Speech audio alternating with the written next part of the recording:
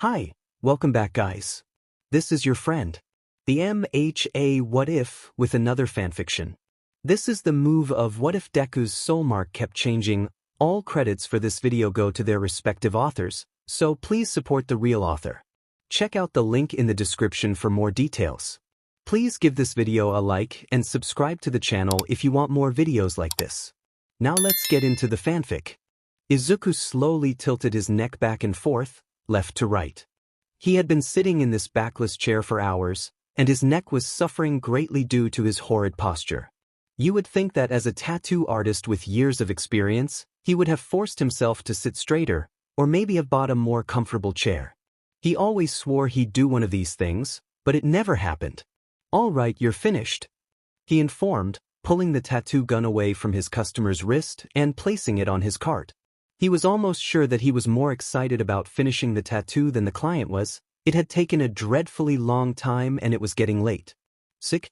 Thanks man, it's perfect," his customer exclaimed, studying his new ink with a grin and stepping out of the chair. "Yeah, no problem," Izuku responded, giving a tired smile back out of common courtesy. He walked the man to the counter and closed out any loose ends regarding the payment, and he left a few minutes later with a wave and second thank you. Izuku sighed and his shoulders slumped into themselves. Squinting his eyes shut, he leaned backwards with a hand on his lower back, earning loud pops and cracks he had been waiting to feel all day. It wasn't technically closing time yet. His shift was supposed to end at 3 a.m., and that was half an hour away, but maybe it would be okay if he went home early. "Todoroki!"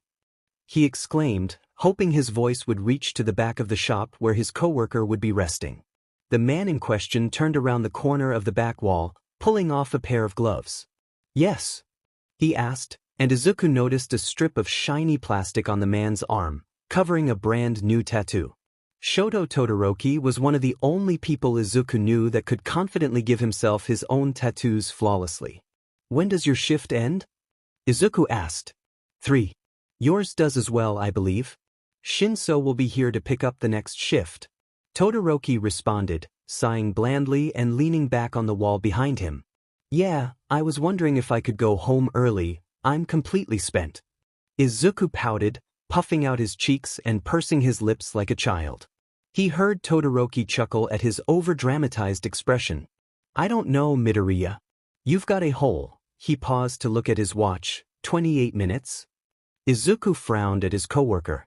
"Please Todoroki, it's not like I'm going to be able to tattoo anyone in 20 minutes, unless it's something super simple." "But still," he begged. Todoroki looked rather amused at the fact that he had the power to let Izuku go home or stay at work. "Okay, I'll make a deal with you," Todoroki began, looking at something behind Izuku that he couldn't see. "If no one comes in the next 30 seconds, you can leave," he said with a small smile. Izuku lit up. "Okay, I can work with that." Izuku grinned. There was no way anyone would come in the second 30. Now 20 seconds, Izuku was going home. Ding. Izuku's heart dropped to the soles of his feet at the sound of the bell above the door. He watched as Todoroki broke into laughter, smiling evilly at his partner. Izuku realized what Todoroki was looking at earlier. "You saw them outside the shop. You cheater!" Izuku whined. Todoroki bit his lip, trying to conceal his laughter, and slinked to the back of the building. Izuku prayed to any god that was listening that this new customer would be absolutely sheet-faced and he'd be forced to send them on their way.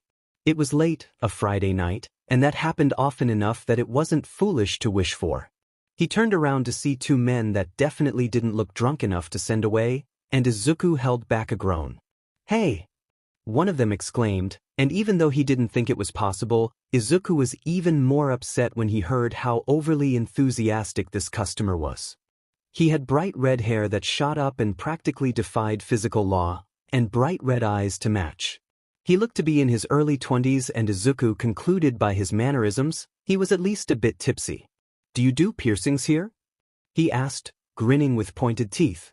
Izuku mentally rejoiced. A piercing was much easier than a tattoo. "Yeah, we do," he responded, taking his place behind the desk at the front. "Sick? Me and my friend here want piercings," the redhead continued, practically bouncing off the walls with excitement that simply drained Izuku. Suddenly, the man's friend decided to speak up. "Hell no, Kiri. I said I'm not getting a FNG piercing," he growled.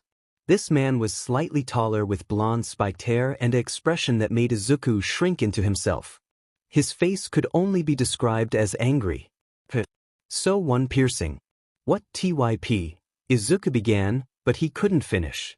"No, two, he's getting one." The redhead pushed. Izuku stared awkwardly at the friends, not sure what to do. He moved his gaze specifically to the angry blonde, asking a wordless question. The man seemed to falter under his stare, flicking his eyes away. "I said no," he mumbled, shoving his hands in his pockets with force. Izuku was almost glad that he was refusing, because he didn't want to provide any services to someone so aggressive and intimidating. "Oh, come on. What's the issue? You have other piercings and we're out and it'll be fun," the shorter friend exclaimed. Izuku's eyelids were drooping.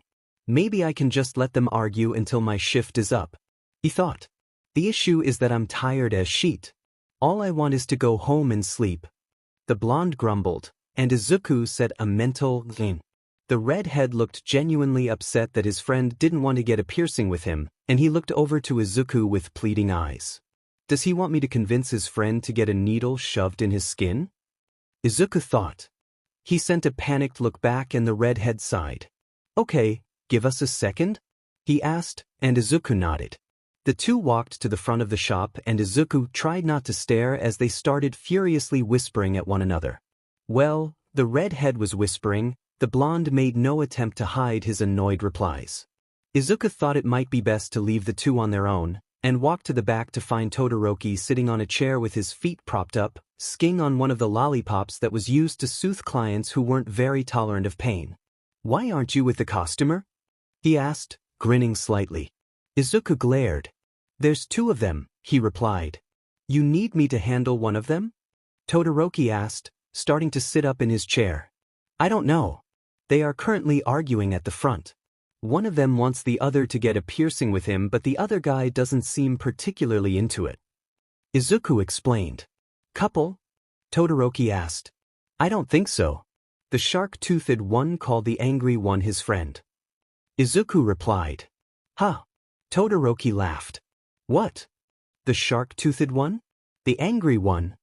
"One has sharp teeth, like a shark," Izuku explained, making the shape of sharp triangles with his fingers, "and the other one just looks like a ball of anger."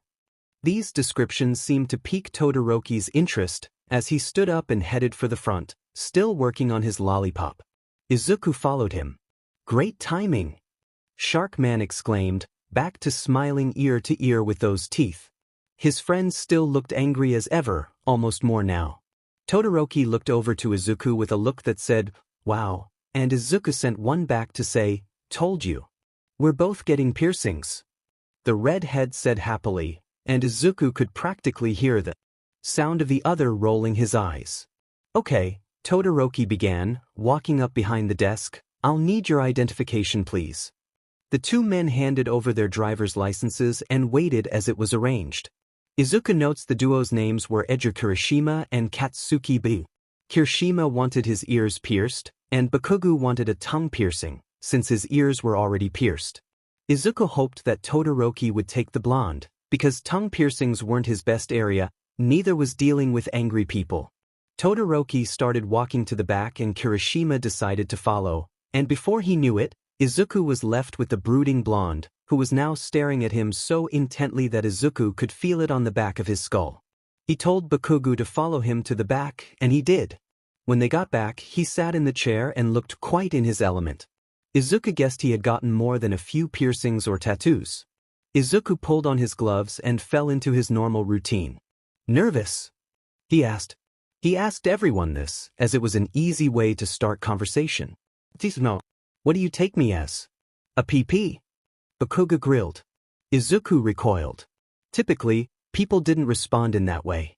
"No, I didn't mean it like that. It's just that people usually are," Izuku explained. Bakugo scoffed. "People are stupid," he grumbled. Izuku couldn't help but chuckle lightly at the childish statement. Bakugo flicked his head up. The hell you laughing at, shorty? He clipped. Izuku actually paused a second at that. Izuku was short, and it was something that bothered him. Leave it to this angsty stranger to pick out one of his biggest insecurities within minutes. Izuku let go of the glove he was stretching over his hand and it snapped on his skin. Typically, he would apologize for laughing and tell the customer what his meaning was for it, but he was exhausted and this man was really testing his patience. He poured a small cup of mouthwash and practically shoved it at Bakugo, glaring at him. Take it and swish it around. Then spit it out. He explained. I know how to use mouthwash, dipshit. He growled. God, could he be any more rude? He should be more careful on how he talks to the person who's about to stick a needle through his tongue. Izuku stayed silent even though he wished he could retaliate. The blonde stood back up from the chair and swiped the cup from Izuku's hand, grumbling under his breath. Izuku watched the man. He was fairly tall, which meant he towered over Izuku. The shorter male took the time that Bakugo was working on the mouthwash to simply study what was in front of him. Bakugo was wearing a simple black tee and a big windbreaker jacket over it in a burnt orange color. The puffy appearance of the jacket was contrasted by the tight, black, and ripped jeans he was wearing. As he gripped the edge of the sink, Izuku spotted black ink on his wrists and wondered how far up his arms the tattoos covered. He hated the man's attitude, but he had to compliment his overall aesthetic. It was one that appealed to Izuku. It also helped that he was attractive. Lost in thought, Izuku missed Bakugo spitting out his mouthwash. The F you looking at? He suddenly asked, and Izuku jumped up and made a tiny squeak, to which Bakugo quirked an eyebrow. Nothing. Sorry, I'm spacing out. It's been a long day. Izuku replied with a sigh.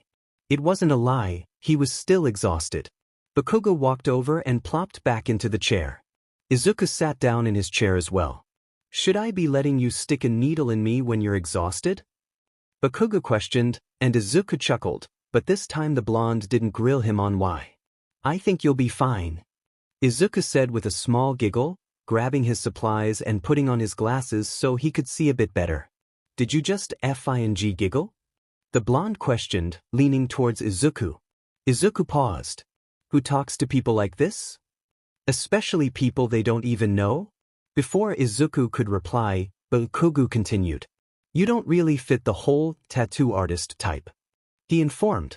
Izuku stared at him, which Bakugo obviously took as a okay to continue. You have tattoos and shit but you're small and cutesy. Not to mention you're definitely a pushover. He explained. Izuku blinked. How was he supposed to respond to that? How would you know that I'm a pushover? You've known me for like 5 minutes.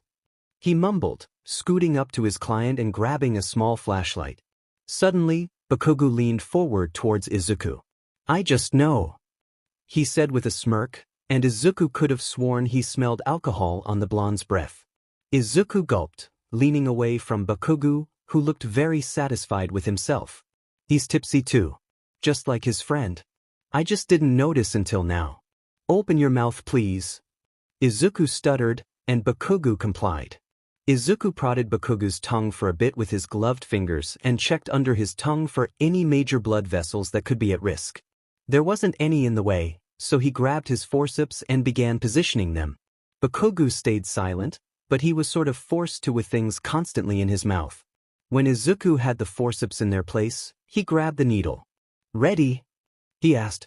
Bakugo made a small noise that sounded like, aha. 3, 2, and it's done. He said, the needle now already through Bakugo's tongue. Bakugo hadn't even flinched at the pain, which surprised Izuku.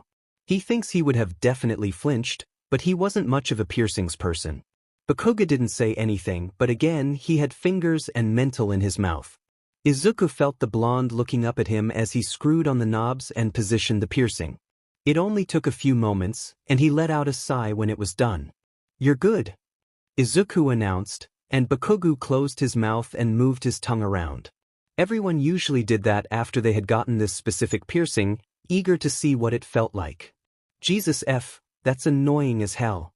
He suddenly said, sticking his tongue out and crossing his eyes, trying to look at it. Izuku had to stifle a laugh. He looked very funny. Here, look at it with this. Izuku said, grabbing a handheld mirror and passing it to the blonde, who snatched it eagerly. It took about 30 seconds of Bakugo wiggling his tongue around in odd positions for him to announce that the piercing was tolerable. Izuku was glad, because if it wasn't, there wasn't much he could do. It might take some getting used to, Izuku said, removing his gloves and disposing of them in the wastebasket. No sheet. It feels horrible. Bakugo responded. Izuku frowned. He hoped that Bakugo didn't just get the piercing because his friend told him to, and now he'd hate it. Maybe Izuku should have made sure he really wanted it before giving him the piercing. A tongue piercing wasn't exactly as easy to just let close up as, say, an ear piercing would be. And it was possible that he had been drinking as well. Could he be held accountable for this? Could Bakugo sue him for sticking him with needles while he was under the influence? Would the whole shop be forced to close down because of Izuku's carelessness? Hey! Bakugo suddenly yelled, and Izuku squeaked, realizing he had been so lost in thought that he couldn't even hear Bakugo calling him. The F is your problem? Why are you talking to yourself like I'm not here? Bakugo questioned, his visage contorted into one of confusion and borderline fear. Izuku mentally face-bombed. He had been speaking out loud. Sorry. I have a bad habit of mumbling out loud when I think that I'm thinking. Izuku groaned, rubbing his hands down his face. He was too tired for his own good. Goddamn. I'm not under the influence, des. Bakugo grumbled, still toying with his piercing by shifting his tongue around. Izuku shrunk into himself as the two walked back out to the front. Sorry. I just thought. He began. Don't give a DMN what you thought. And I wanted the shitty piercing. I'm not that stupid that I'd let that idiot talk me into something I didn't want. He continued, motioning over to his friend Kirishima, who was walking to the front with Todoroki. Look, Bakugo! Kirishima exclaimed, a smile on his face much too big for 3 a.m. He was motioning to his ears, and Izuku was waiting for an aggressive insult to find its way out of Bakugo's mouth. Yeah, looks good. The blonde said with a small, tired smile. Izuku was a bit taken aback, but the two were friends. Wait, let me see yours. Kirishima said, running over to his friend and sending his hands towards Bakugo's face. Bakugo flinched backwards and grabbed Kirishima's hands. Jesus, calm down. Look, he said before sticking his tongue out. He had only gotten a simple silver sphere, which was recommended for when it was first pierced, but Kirishima acted like it was the coolest thing on the planet. That's so manly, he said in awe. Bakugo chuckled, rolling his eyes. Izuku watched from afar as Todoroki handled the final details and watched the two men leave. It was almost as if a weight was lifted off his shoulders when it happened. Good riddance. I'm sorry, Todoroki suddenly said, but the laughter in his voice showed that he was lying. No, you're not. And you just had to leave me with the difficult one. Izuku whined, slouching over the desk in fatigue. Todoroki patted his head and the two heard the back door open. Moments later, Histoshi Shinso walked in with an energy drink in hand and dark circles under his eyes. Shinso being here meant next shift. Izuku checked his phone. It read 3:05 a.m. Finally, he could go home and get some rest. Izuku was at work, staring at his phone. He knew that he wasn't supposed to be on his phone at work, but there was no one at the shop, and his shift was almost complete. He still had about half an hour left, and he knew that even though he almost never had last-minute customers, Todoroki wouldn't let him go home. He learned that a few days back when he had practically begged his friend to let him leave. That specific night, Izuku had gone home and slept like a rock, for hours longer than usual. At his next shift, when he was more awake, he told Todoroki all about his very unpleasant client and the horrible way he had spoken to Izuku.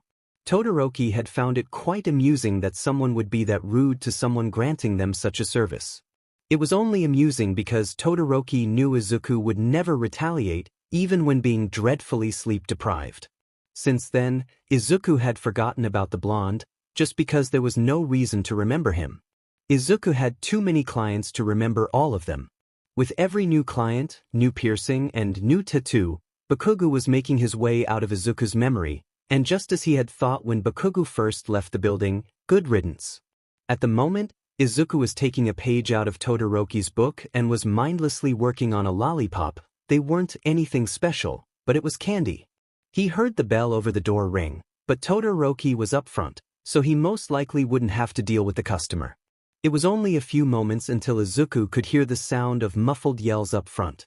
He quickly sat up, his brain switching to worst-case scenario. It was very late.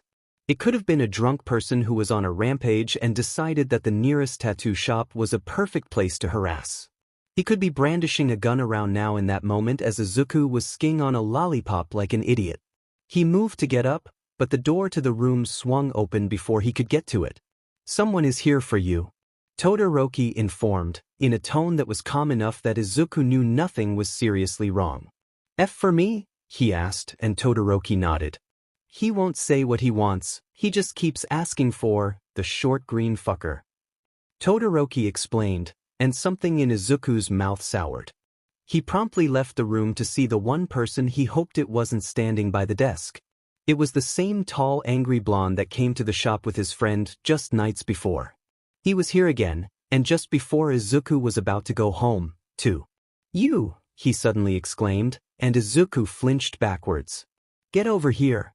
Izuku did what he was told, shuffling over to the desk and trying his hardest to look professional. "Yes? What seems to be the dash?" "You effed up my tongue," Bakugo interrupted. Izuku now noticed that the blonde was speaking funny, like his tongue was swollen. Izuku's initial reaction was to panic, but it took a mere 2 seconds for him to conclude that there was no way he messed up that piercing. "What's the issue with it?"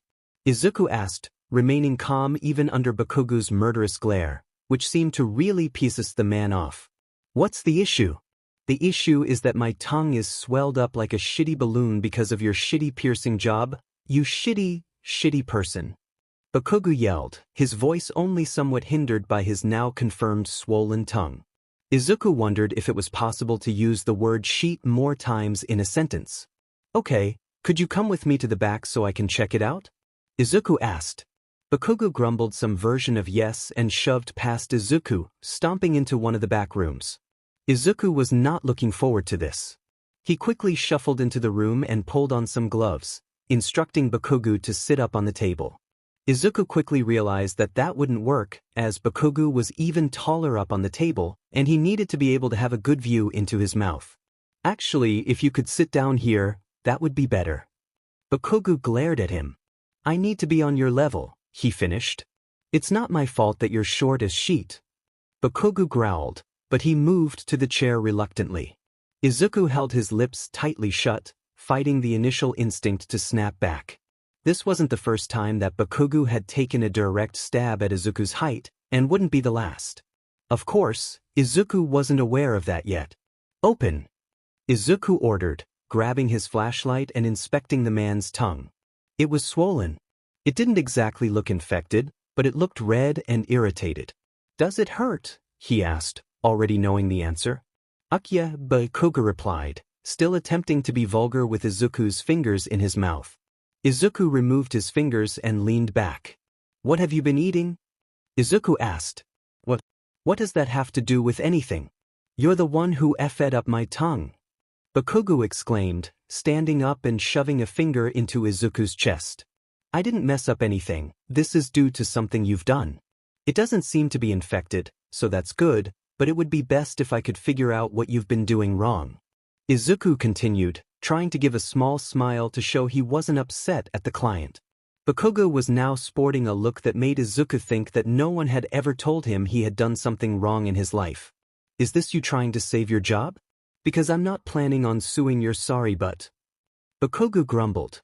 "I'd appreciate if you wouldn't swear so much," Izuku said, tired of the words.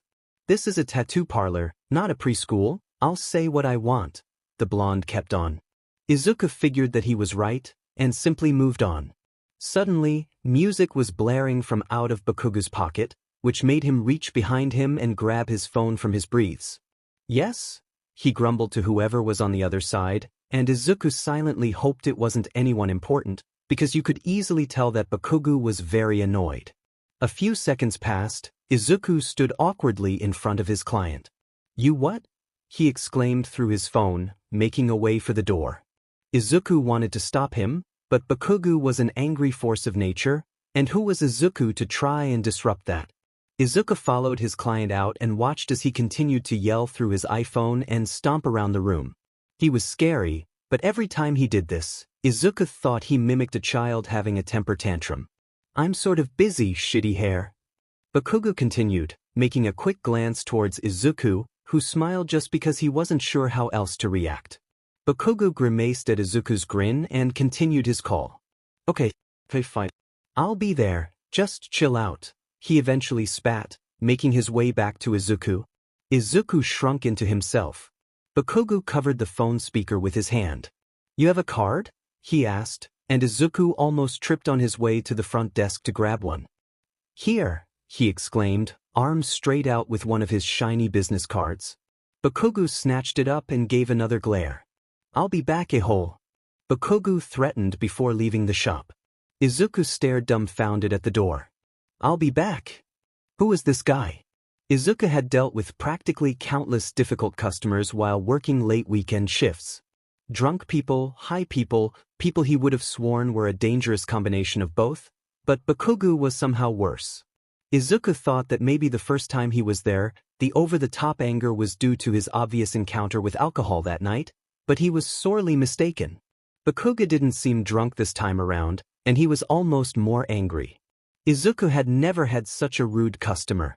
And now he comes back, insisting that Izuku messed up his piercing when it was most likely his own carelessness that caused the issue. Not much got to Izuku, but this man was setting a personal record of getting to him in the quickest amount of time. Izuku made his way to the back once again, finding Todoroki in the back room he was in before. "He's gone already?" the man asked, eyes never leaving whatever was on his phone. "Yeah. It's not like he let me finish. He just got a call and left, saying he'd be back." Izuku explained. "You pierced his tongue, right?" Izuku nodded. "I'm surprised, typically you're good at those." Todoroki mused. "I am. It wasn't my fault. He definitely tried to make it seem that way, but it had to have been his doing." "He tried to blame you?" Todoroki asked, now looking up at his coworker. "Yes. God, Todoroki, he's vile. In all my years of experience." Izuku grumbled. Todoroki chuckled. "You sound like an old man when you say that. In all my years. Also, if it comes down to him wanting to get you in trouble for it, I gave him one of those piercing care sheets, so he can't say that he wasn't informed on how to take care of it." Todoroki deadpanned. Izuku stared at him. That would have been a great response to throw at Bakugo. If only Todoroki had thought to tell him before the blonde deemed whoever was on his phone more important and stormed out. "He asked for my card, so maybe he'll call me. If he does, that'll be my chance to call him out. I'll say something clever like, 'So, did you misplace that sheet, or are you illiterate?' I couldn't say that. That's rude, and I probably could get in trouble for being so mean to a customer. What if he is illiterate? What if he physically couldn't read that sheet? I wouldn't want to call him out and make him feel bad. I seriously doubt he's illiterate." Todoroki said, and Izuku snapped out of thought. He had been speaking out loud. Again. He's probably just lazy and didn't care to glance at it. It's probably crumpled up in between the seats of his car. Todoroki finished. Izuku nodded. That seemed to fit in his mind. Izuku thought of more ways he could use this new information to call out Bakugo. Oddly, these ideas brought him a lot of joy. It wasn't long before Izuku was driving home, listening to the extremely overplayed music on the radio, because there wasn't much else to listen to. He heard his phone ringing on the seat behind him and went to reach for it. Typically, he wouldn't speak on the phone and drive at the same time, but he was pulling into his apartment complex already. "Hello," he greeted, and it wasn't long before a booming voice pierced his ears. "Deku?" It rung. Izuku visibly sagged at hearing Bakugo's voice. He would know that over-aggressive rasp anywhere, even after only meeting him twice. Although, he wasn't sure what Deku meant. "Deku?" he asked back. "This is Izuku Midoriya," he finished. "Izuku?" "Sheet, I guess it could be read that way." Bakugo replied, and Izuku imagined that he was now looking at the business card he had been given. "Whatever, I think Deku suits you better." "Sounds like Dekunibu." Izuku rolled his eyes. Or Dikairu. Izuku pouted. There was a pause on the other line. Why are you defending a name that isn't even yours, Deku? It's Izadash. Shut up, Deku. Izuku groaned. Why are you calling me? It's 3:30 in the morning. Izuku sighed, unlocking the door to his one-bedroom apartment. You were up and working half an hour ago, dipshit. Bakugo replied. Yeah, about that. You had to show up right before my shift ended. Izuku knew he wasn't being very professional, but he was off work, and this man was easily one-upping his lack of formality. How was I supposed to know your working hours? All I knew was that you were there at that time a few days ago, so I made sure to get there at the same time, he explained. Jesus. He coordinated it so he would get there the exact same time as last time? Now that I think about it, both of his visits were almost 2:32 on the dot. Was he really that serious about blaming me that he'd stay up that late just to harass me? I'm not the only employee who works there, you could have easily gotten someone else to look at it. Izuku explained, throwing his things on his counter and removing his jacket. I wanted to talk to you. You're the one who effed up my tongue. Bakugo continued. I didn't dash. Izuku stopped himself. This was still a customer, even if it was a rude one. I don't think I did anything wrong. I have reason to believe that you might have failed to read the care sheet you were given.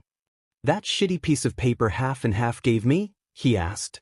Izuku didn't even pause at the nickname he had given Todoroki. You did get it? Izuku exclaimed. Yeah, and? Bakugo asked. You're supposed to read it, that's why it's given to you. Izuku explained. It really wasn't that hard to understand.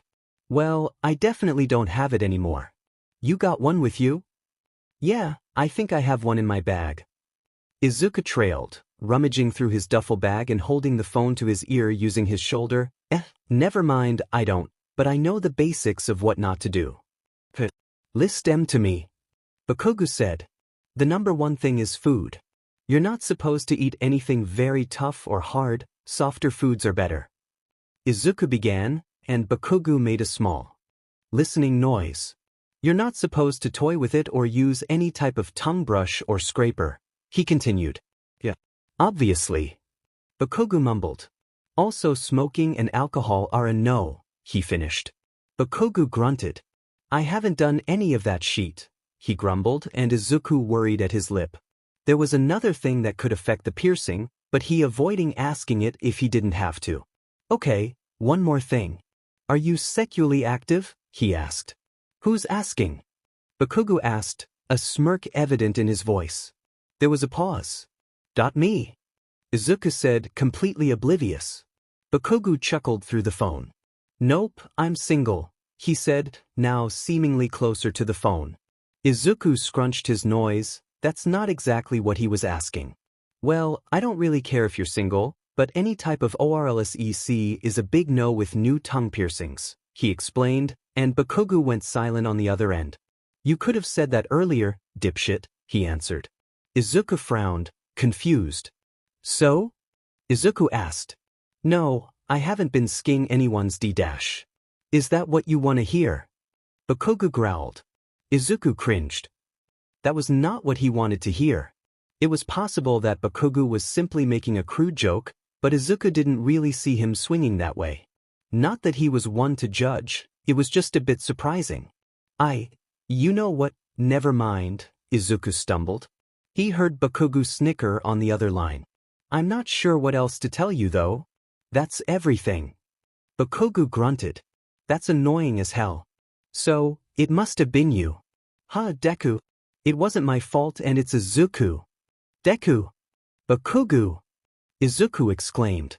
That seemed to shut him up, at least for a few seconds. How the f do you know my name? He asked. You had to give identification to get the piercing. Izuku explained. And your stalker but remembered the name that you saw on my license for 5 seconds? Bakugo accused. I have a good memory. Sure, Deku. What do you get out of calling me that? Izuku asked. You get annoyed by it, and I can picture you stomping around all short and stupid looking. Bakugo continued. Deku blinked. Before thinking about it, he moved the phone from his ear and hung up. That definitely wasn't professional, but Bakugo had pushed him past that a long time ago. It took seconds before his phone dinged with a text notification. 0426238519. FU. Izuku figured he should name the contact, in case he decided to call again. Stubborn but client seemed good. Izuku was unaware of just how many times he'd be seeing that name pop up on his phone in the future. "He's nice, I promise," she exclaimed, puffing out her cheeks and making a pouting face that rivaled Izuku's. "Uraraka, he doesn't sound very nice." Izuku retaliated from the girl's kitchen, looking for anything to eat while she sat in the living room. "You're too quick to judge, Zuku," she continued. "And you're too slow at dumping guys who don't treat you well," Izuku said back, pointing her way with a wooden spoon. Uraraka tended to invite Izuku over for lunch dates every once in a while, when really all she wanted was to rant about whoever her new boyfriend was. She always regretted it, because Izuku wasn't afraid to call her out and tell her she was wrong, but she continued to invite him over. "Any guy who leaves in the middle of a date to go buy a pair of shoes isn't good enough for you, Uraraka," Izuku insisted. "But they were on sale," she defended. "They wouldn't be clearance after the date was over? What was it, a quick half-hour shoe deal?" "He said they always sold out super fast," she exclaimed. Izuku stared at his friend, amazed at her tolerance of stupid men. Izuku wasn't much of a romantic and only experienced a few fleeting relationships, but he swore to himself that he'd never get himself into one of the situations that Uraraka seemed to slither her way into every few months. The girl wasn't exactly boy-crazy or unable to commit, as some might think due to her high number of boyfriends, but every relationship she got into seemed to fall apart one way or another. Izuku hated that. He just wanted her to be happy with someone, which was why it was so angering when she would fall for the stupidest guys. "You're helpless. I love you, but you're helpless." Izuku sighed, looking at her through the arch that separated the two rooms. "You're so harsh. What about you? You haven't had a girlfriend in forever," she retaliated. Izuku groaned dramatically, tossing his head back and bending his knees. "I don't need to be with anyone. Leave me alone," he complained. "I'd rather be alone than get into one of your crazy situations." "So rude, Zuku. Maybe I'll set you up with someone," she trailed. Izuku immediately flinched. "Who could you possibly set me up with?" he asked reluctantly. Uraraka was making a thinking face. "Tsuyu?" she asked. Tsuyu was one of her very best friends, and Izuku loved the girl, but she was much too serious. Not in a bad way, but even though she was quiet, Izuku got the impression that she was very calculated and intelligent. She was also very blunt, something that Izuku wasn't really used to. "No," he responded. "Momo," she continued. Momo was an even bigger no than Tsuyu. Momo was rich and knowledgeable and well-spoken and taller than Izuku. Not particularly negative traits, but she was far from Izuku's type. "That girl scares me," Izuku said with a shudder. Uraraka frowned. "You're difficult," she groaned.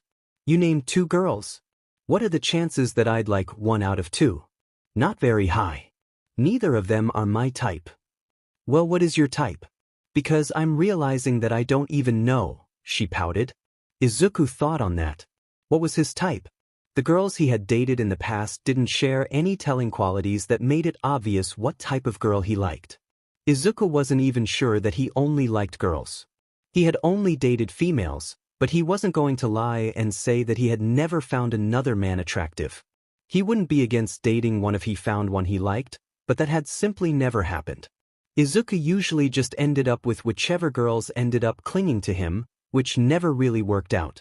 He tended to unintentionally lure in girls who were into tough guys because of his career and tattoos, but those instances never went very far once the girls realized that he was a softie.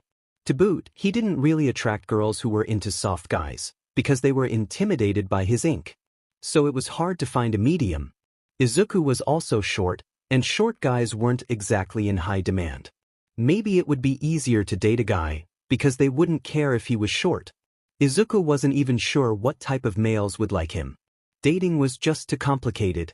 Thinking of adding a whole other gender to his options was a bit overwhelming.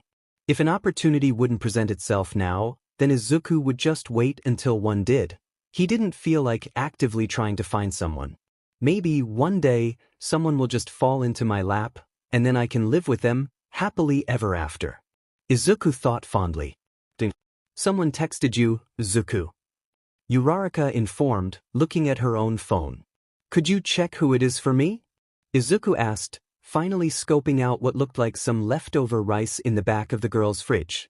Yeah, hold on. Izuku saw Uraraka pick up his phone out of the corner of his eye, and her face scrunched in confusion. Stubborn but client wants to know your hours, she said, confusion in her voice. Izuku froze. He hadn't necessarily forgotten about Bakugou. That would be difficult, but the angry man had slipped his mind for the time being. He had thought a bit about how he had probably been rude, and that he should most likely apologize when he saw him next. Even Izuku's small level of retaliation had been out of character. Bakugou had previously texted Izuku and said that he would be stopping by the shop later for his piercing to be fully checked out, since his last appointment was cut short, but since then he had been silent. Izuku walked out of the kitchen towards Uraraka and grabbed his phone, groaning at the message on his screen. Who is that? She asked. Some guy that came into the shop the other day and got his tongue pierced by me. Izuku explained, typing out his hours and sending the message before tossing his phone on the couch and shuffling back into the kitchen. Uraraka looked as if she was about to ask a question, but she stopped when Izuku's phone dinged again. Oh, he texted back. He said, okay, I'll be by tomorrow. What should I say? She asked. Just say, he told her, reheating the leftovers he found earlier. "'Kay? Is that very professional?" she asked, hesitating. Izuku scoffed. Believe me, I don't need to be overly professional with him, he informed. But he's your client? She said, but she typed what she was told and sent it. He's a stubborn but client. Izuku groaned, and Uraraka giggled. It took a lot to get Izuku upset, so the notion that he had a client in his contacts with that name was very amusing to her. What did he do to earn such a name? She asked, and Izuku visibly lit up with the notion that he could rant for a bit. He had been listening to Uraraka talk for over an hour now, and now it was his turn. He told her the whole story, from two men coming in too close to the end of his shift to the very odd phone call he and Bakugou shared. He finished the story quickly, but not before the man in question texted Izuku back. Stubborn but client. You better be there, dipshit, I'm going out of my way. I could give him a piece of my mind. Uraraka exclaimed, staring at the new message with a grimace. Oh, believe me, I'd love to, but I'm just trying to handle him so I don't ever have to hear from him again. Izuku sighed, ignoring the message.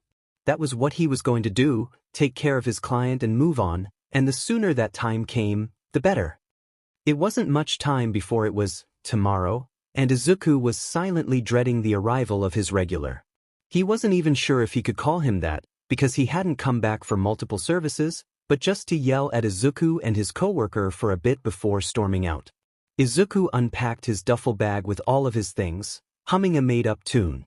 It was his 5 p.m. shift on a weekday, which had him much more awake than his late weekend shifts. He was dreading Bakugou coming, but he was in relatively high spirits, so even the thought of the blonde couldn't completely stamp out his mood. He heard the back door open and only lifted his eyes for a second to see Todoroki slugging his way in, car keys swinging in a circle on his lanyard. Hey, he greeted simply, plopping his own bag on the counter. Izuku and Todoroki almost always had the same shifts, which Izuku liked very much. Todoroki wasn't the most sociable or enthusiastic coworker, but he was entertaining to have around, and Izuku felt that he was actually very sweet when he allowed himself to open up. Hello, Todoroki, how are you? Izuku replied with a signature smile. Todoroki grimaced slightly. You're chipper, he mumbled. It wasn't like it should have been surprising, because Izuku was chipper a lot of the time, but Todoroki never seemed to get used to it.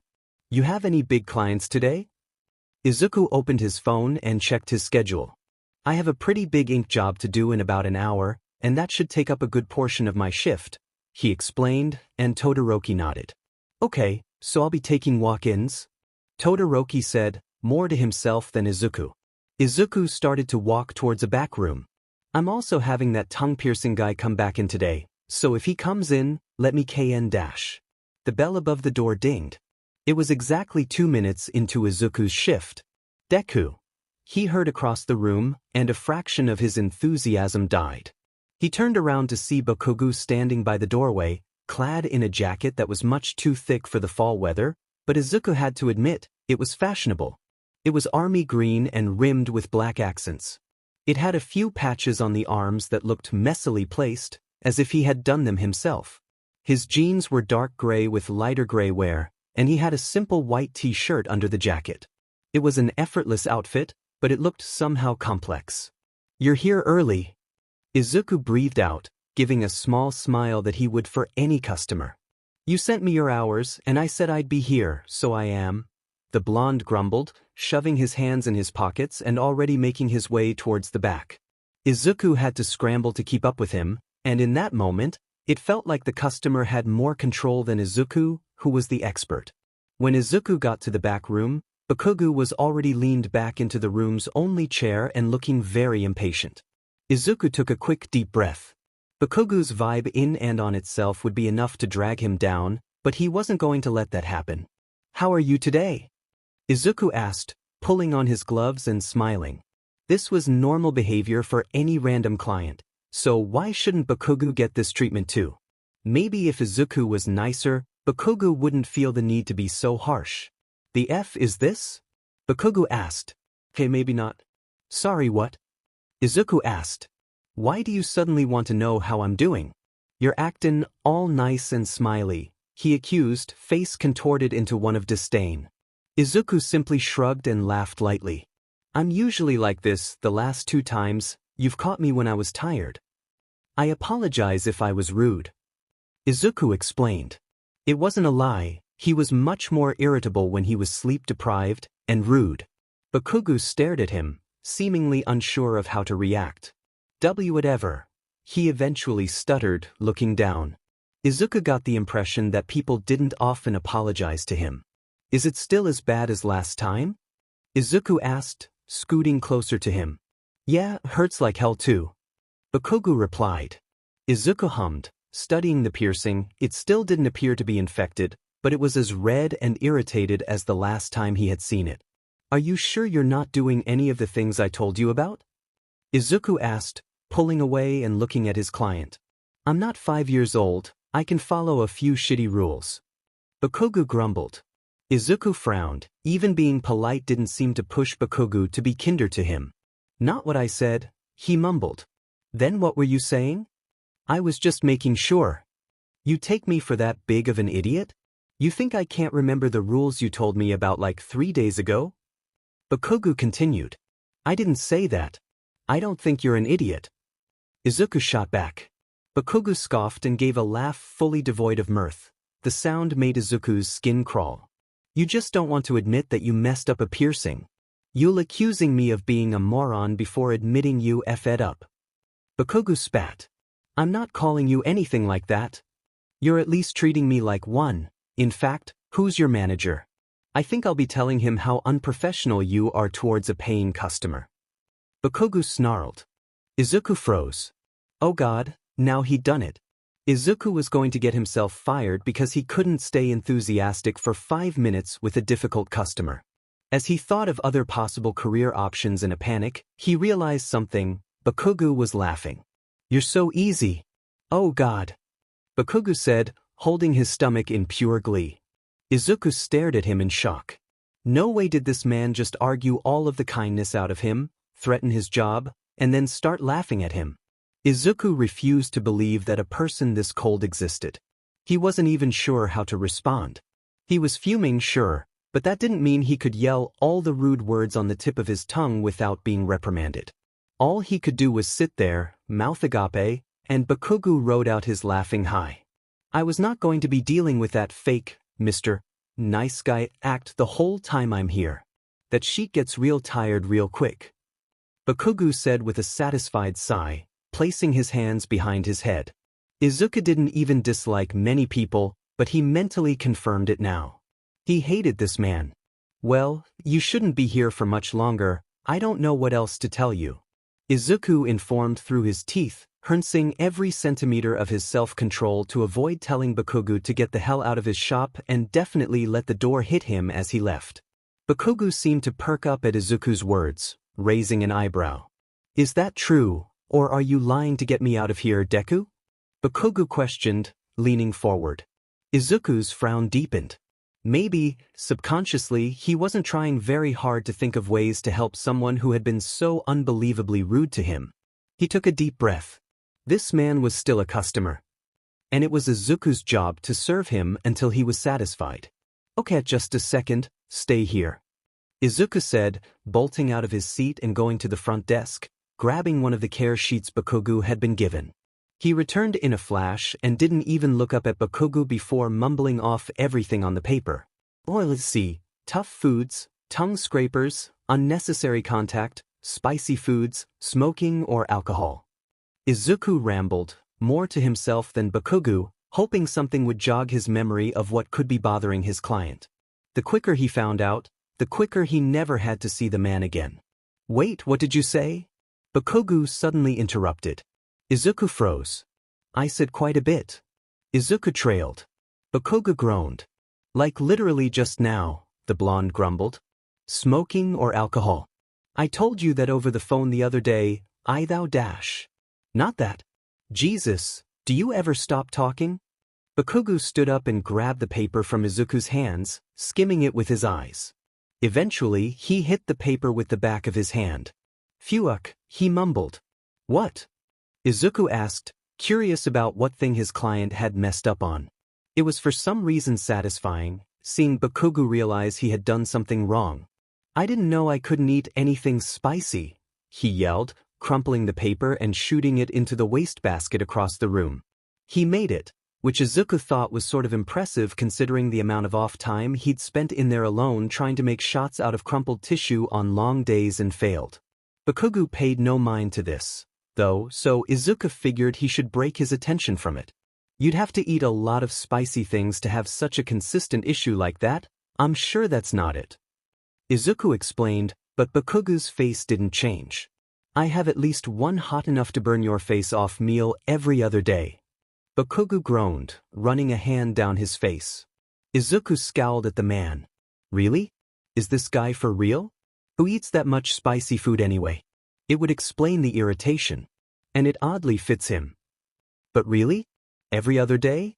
Why are you staring at me like I've grown another head, dumbass?" Bakugo shot at Izuku, and Izuku flinched. He was starting to think that this was all a joke. This guy comes in for a simple piercing one night and is suddenly on his third visit, managed to get Izuku's number and harass him, threaten his job as a joke and bully him like a middle schooler, and now had the stupidest excuse for an almost infection Izuku had ever heard. "You really eat that much spicy food?" Izuku blurted, letting some dangerous words slip. His tone was annoyed, unbelieving, and he expected more of a blow-up from Bakugo, but the man just blinked at him. "You calling me a liar?" he began, voice deep and scarier than before. Izuku wanted this to be over. He was tired of this back and forth. He barely had the energy to retaliate, and some higher power must have recognized that, because the door was swinging open before Izuku could stumble a response. "Midoriya, your appointment is here early. Are you almost finished, or would you like me to finish up?" Todoroki asked, and Izuku sighed in relief. He began to respond, but Bakugo was already heading for the door. "I'm fine, there's nothing helpful that either of you are gonna tell me," he grumbled, shoving his way past Todoroki and quickly out the door. But he was finally gone. And since they had found the root of the issue, he'd probably never see him again.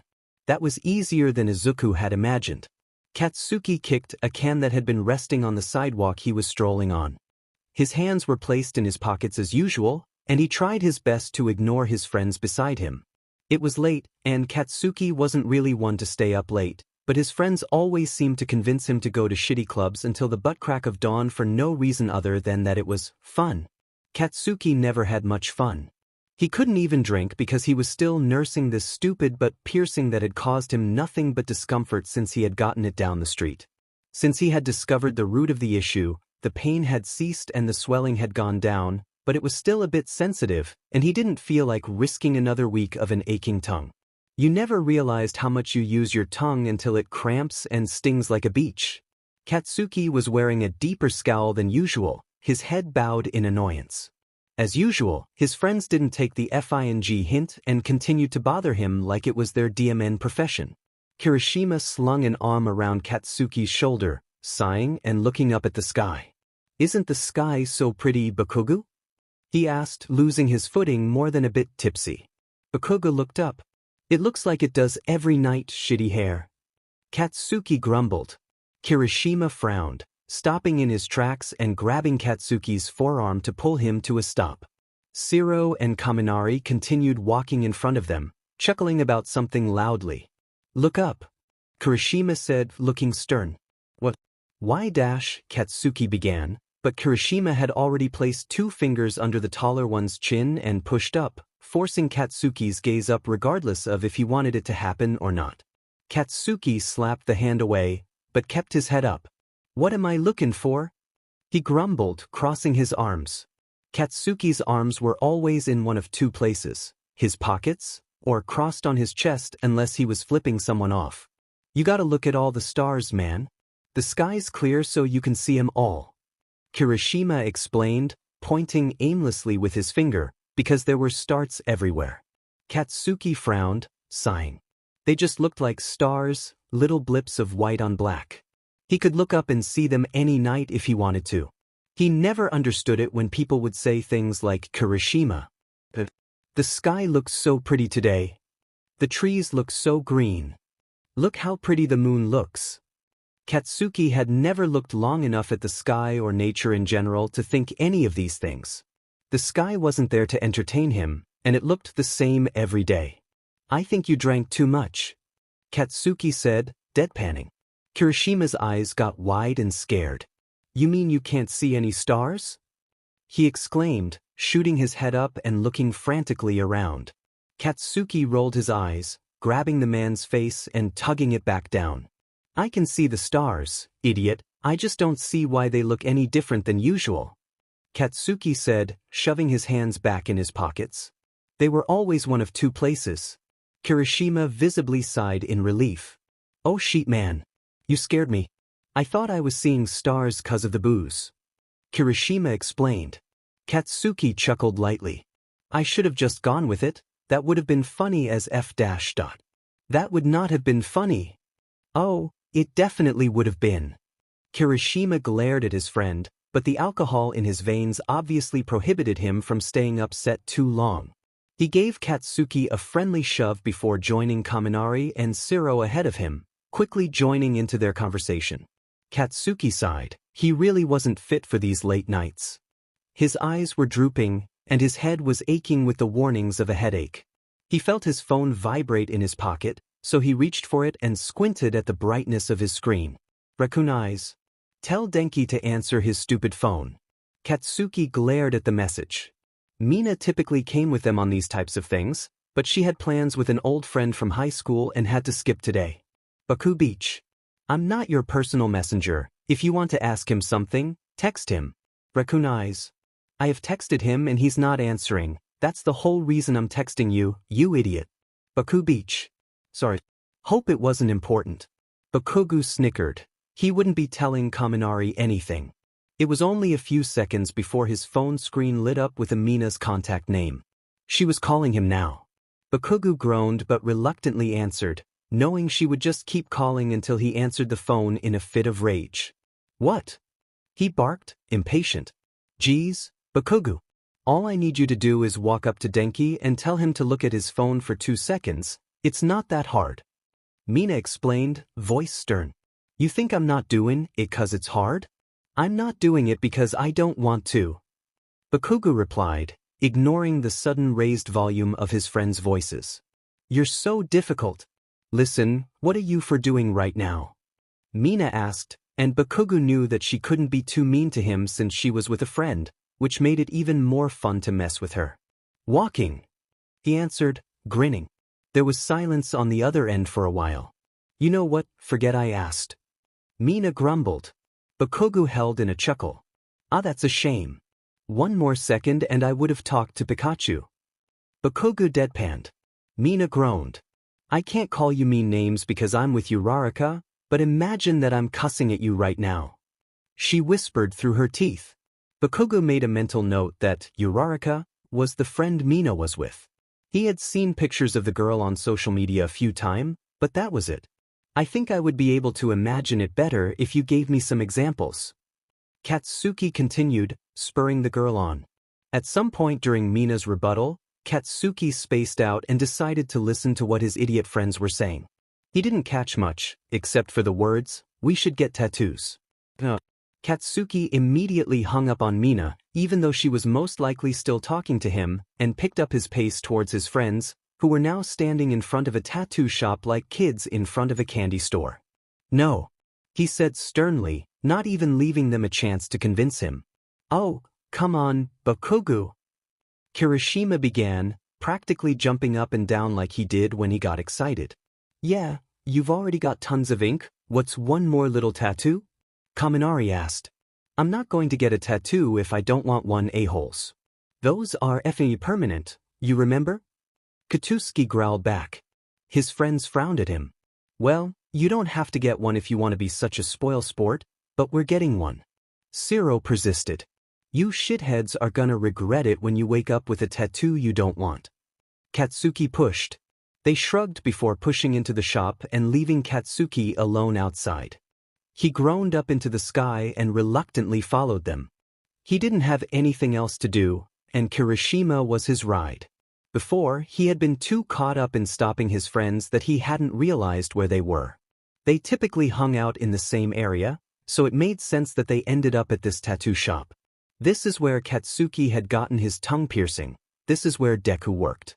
Katsuki had been wanting to add onto his sleeve, not that he would tell his friends that, and he was currently very irritated.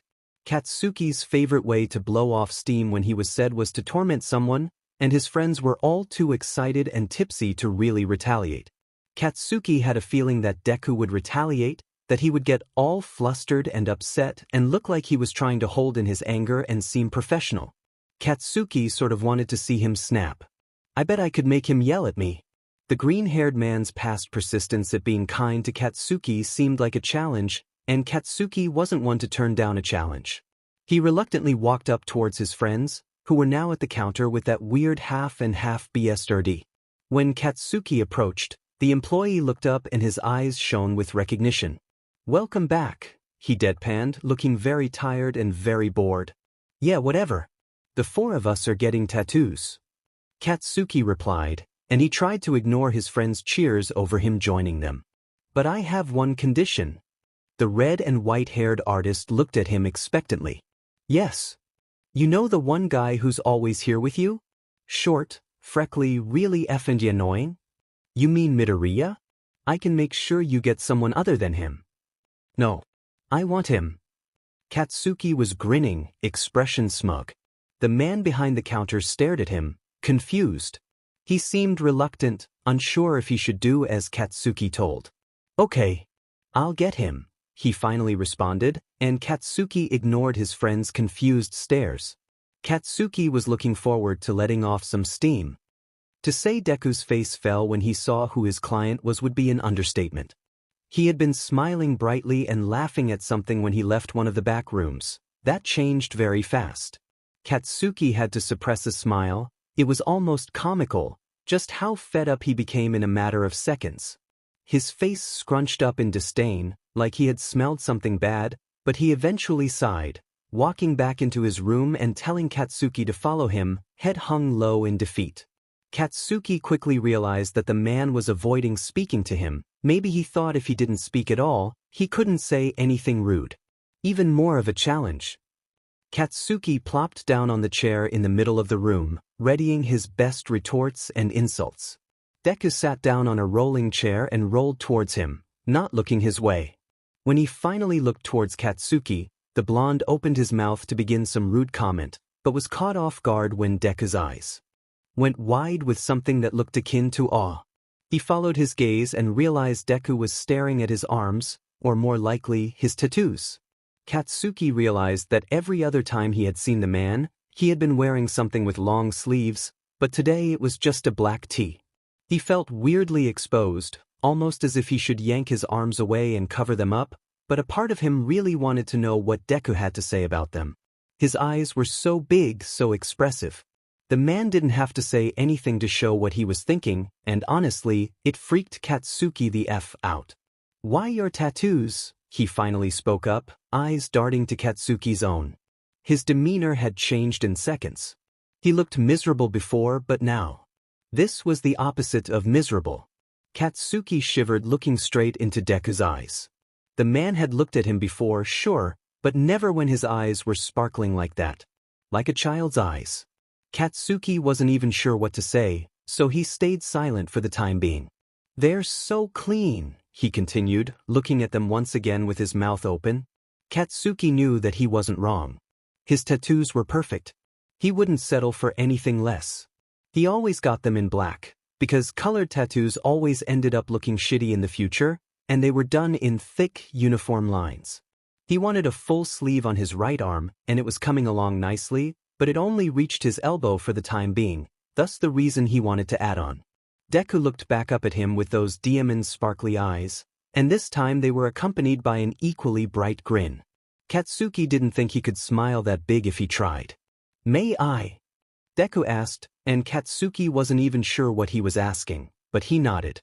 Deku suddenly grabbed Katsuki's wrist and lifted up, looking at the downside of his arm as well. Katsuki wasn't exactly expected that, so he flinched at Deku's quick, excited movements. "Sugoi!" Deku whispered, biting his lip in excitement. Katsuki had had many people compliment his tattoos before, but no one had ever been this enthusiastic. He scowled, not really liking the attention as much as he usually would. "Do you mind if I take a picture?" Deku suddenly asked, and Katsuki froze. "Okay, that was definitely weird, right? Diff 4. Katsuki asked, finally finding his voice after what seemed like too long. Deku suddenly looked embarrassed, rubbing the back of his neck and giving an apologetic smile. "Sorry, that probably sounds really weird. I just really like to take inspiration from tattoos I like and write about them. It's so I can do better myself, and yours are amazing," he explained. "Yeah, sounds weird as shit, Deku," Katsuki said, and he watched as the man's face visibly fell, as if that nickname caused him to remember who it was that he was talking to. Deku frowned momentarily and looked down. Katsuki could tell he was thinking. "I don't want to tattoo you," he eventually said, sounding serious. "What? Because I called you Deku?" "No. It's not that. I just dash." "Just what?" "Spit it out. Your tattoos are so well done, and I don't know if I could replicate the exact style. And I definitely don't want to give you something you won't like, because, well, it's permanent. You obviously know that, I didn't need to say that. But I don't want to pretend that I can do it and then do a crappy job and have you get upset at me. Again." Katsuki stared at him. He could have said that using about half of those words.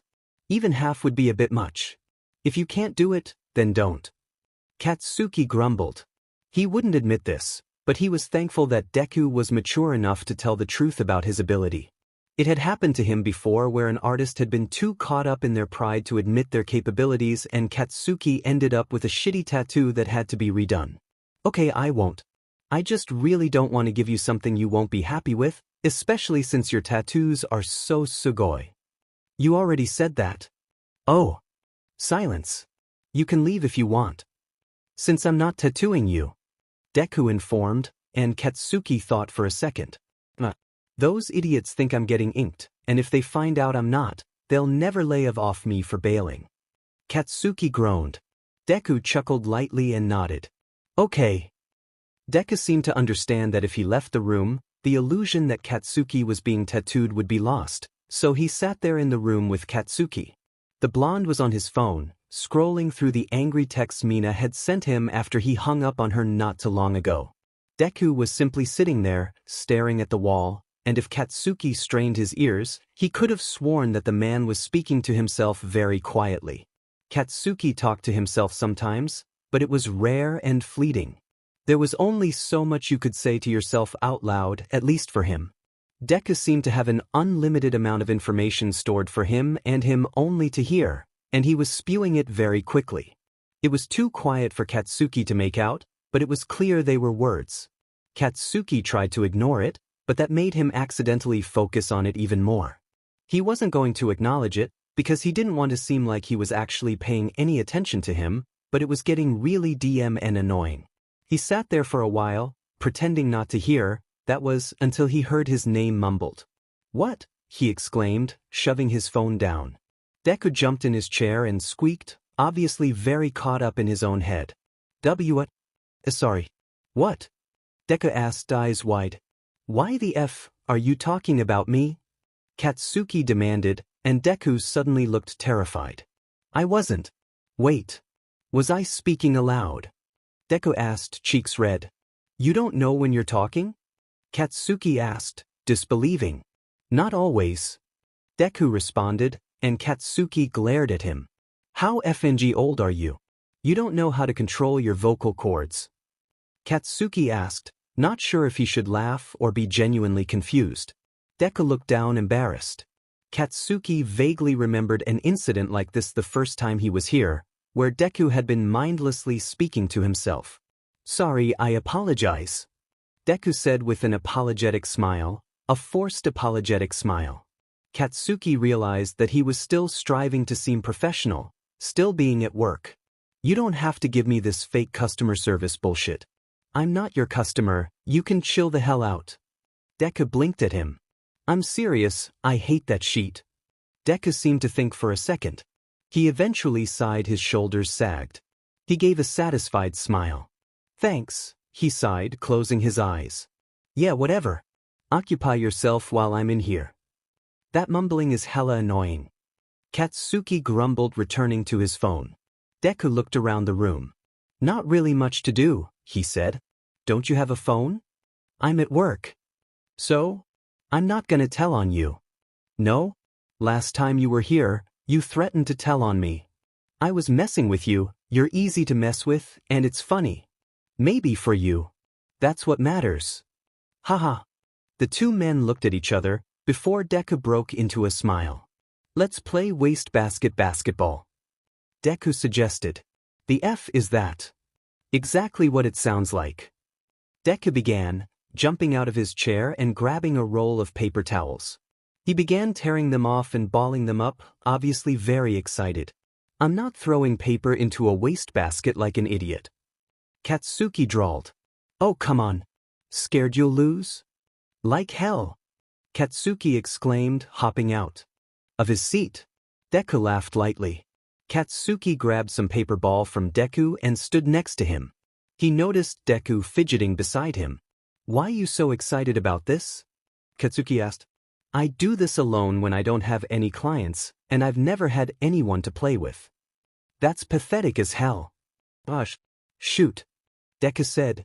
Katsuki obliged, throwing a paper ball towards the wastebasket and making it in. He smiled to himself. Deku shot right afterwards, missing. Katsuki scoffed, turning and looking down at the boy. "Good job." Katsuki deadpanned. Deku looked up at him, scowling, and Katsuki found that he liked how Deku had to look so far up to meet his eye. Katsuki turned towards him and placed his hands on his knees, leaning down to Deku's height. Deku's frown only deepened, and Katsuki toyed with his tongue, piercing in amusement. "You're mean," Deku simply stated, and Katsuki chuckled. "That's what I've been told." Katsuki continued, tossing another ball and making it again. "Oh." Deku tossed a second time, making it this go. "Yeah, mean, a-hole, JRK. Self-absorbed narcissistic BS. Katsuki listed, and Deku actually laughed. "You get that last one a lot?" "Oh yeah, at least once a week." Deku laughed again lightly. "You're funny." "I thought I was mean?" "You can be both." Katsuki only then realized that he was holding back a smile. He tossed another paper ball, getting it in. "I don't know how the hell I keep ending up here." Katsuki sighed. Deku scoffed. "So it's not on purpose?" "No." "Why would I keep coming here to see your annoying butt?" Katsuki asked. "I don't know, it kind of seems like you're on a mission to harass me. Except today, you've been nicer today." Katsuki paused. He had meant to come in here and harass Deku, and now he was playing a game of shitty garbage basketball. He wasn't sure how he let that happen. Oh, I was planning on coming in here and annoying you until you got all freaked out, but I got distracted. Katsuki admitted. Deku threw another, making it. You're blunt. I'll add that to my list of adjectives. What distracted you? Huh. You said you got distracted. Katsuki looked down at the man next to him. You started acting all freaky over my tattoos, and I forgot all my insults. Katsuki explained, and Deku met his eyes, blushing. Sorry, it's habit. I get all excited when I see a style I really like. I like to collect as many ideas as possible for my own improvement. I have a notebook where I sketch out new ideas, and yours are sugoi. Deku explained. You already said that. I know. Katsuki threw another ball. He missed. He heard Deku conceal a chuckle. Got something to say, shitty Deku? Katsuki asked, probably too angry over something so unimportant. No, Deku said, but there was a smile peeking at his lips. He shot next. He made it. We're tied. A few seconds passed. Do you live near here? Deku asked. Why do you want to know? I mean, said the thing about how you keep ending up here, I was wondering if it's because you live nearby. I live around here. Around here? Yeah, dumbass, around here. I don't want to disclose too much personal information in case you're stalking me or something. Deku chuckled. A hint of pride swelled in Katsuki's chest from making him laugh again. He had been previously aiming to PSS him off, but turns out making him laugh was somewhat rewarding as well. I live near here too. I mean, I'd assume, since you work here. Katsuki deadpanned. You don't miss a beat. Izuka said, shaking his head. Of course not. I pity your friends. Katsuki turned towards Deku, scowling. You getting snippy with me, Deku? Also, I'll have you know, I'm the best FNG friend there is, so peace off. You're the one who told me to stop being all customer service. Why? I didn't think you'd be such a little sheet. I'm not a little sheet. Cursing on the job? Technically my shift is up, so dash. Don't care. Deku scowled. Katsuki grinned. You're short. Katsuki mused, looking down at him. Thanks, I wasn't aware. Deku grumbled. Well, you are. Like really short too, like my neck kinda hurts from having to look down at you dash. Stop it. You're so mean. Deku exclaimed, huffing and puffing his cheeks out. His cheeks were red with anger and his green curls kept falling into his eyes with his exasperated movements. Katsuki smiled. He might have been looking at Deku for a bit too long because the boy suddenly didn't look so angry anymore. Take a picture, it'll last long dash, Deku began, but before he could even finish, Katsuki whipped out his phone and snapped a photo, with flash and all, just to mock him. Deku froze, obviously not expecting Katsuki to take him up on his suggestion. Hey, he eventually said, involuntarily reaching for Katsuki's phone. Katsuki simply held the phone above his head, knowing Deku couldn't reach. Deku grunted in frustration, but he was blushing slightly. Katsuki snapped another photo. Hey! It had taken way too long to pull his friends out of that shop once all of them were finished showing off their new tattoos. It took even longer to get them all home, and Katsuki had never been more glad to be at home. He kicked off his shoes and shuffled into his bedroom to change. He got ready for bed and eventually made his way under the covers. He picked up his phone out of habit, and it opened where he had been last, his photos. A very low-quality photo of Deku was in front of him. His face was scrunched in annoyance and a few stray curls were falling over his left eye. He had freckles all over his nose and cheeks, and he looked even shorter from the high angle Katsuki had taken it from. Katsuki smiled. Did you never learn the meaning of no, dumbass? Katsuki grumbled. Oh, come on, you never do anything with us. Mina whined, bouncing up and down in her seat in annoyance. Mina, Katsuki, and the rest of their friend group were gathered in Kirishima's apartment, and this particular hangout had been going fairly well until Mina brought up going out to Katsuki. The F-dash? What do you think I'm doing right now? Katsuki spat, motioning around to his friends sitting in various spots around the room. Mina frowned. I think what Mina means is that you never do anything with us and other people. Kirishima explained, and Mina nodded quickly. Katsuki blinked at his friend. Why the hell would I want to? I can barely tolerate you a-holes on a good day. Why would I want to add some extras to the mix? Katsuki asked. He was telling the truth. Spending time with anyone, even his friends, drained him of his energy, and that was the people that he could admit he liked. He would never admit that to their faces, but yeah, he guessed that he liked them. You can't call people extras that you don't know, man. Kirishima defended. Thus, Uraraka is not an extra. She is my friend, and you're going to come and meet her if it kills you. Mina persisted. Is it just her? Katsuki asked. Her and 2 friends. Mina responded. As much as Katsuki felt like running out of the room yelling and never returning, he saw this situation as an opportunity. He might have seemed hot-headed and foolish, but Katsuki was clever. He stood there for a bit, thinking, and all of his friends sat waiting for whatever rude denial he'd eventually spit. I'll go. They all blinked at him. No one even dared to smile or get their hopes up, because there was absolutely no way he was being serious.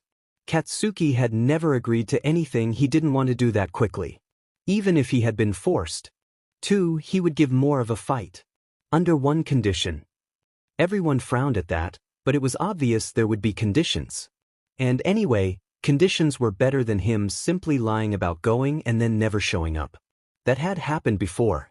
If I go to this shitty hangout with your shitty friend, I don't have to go anywhere with you a-holes for 2 months.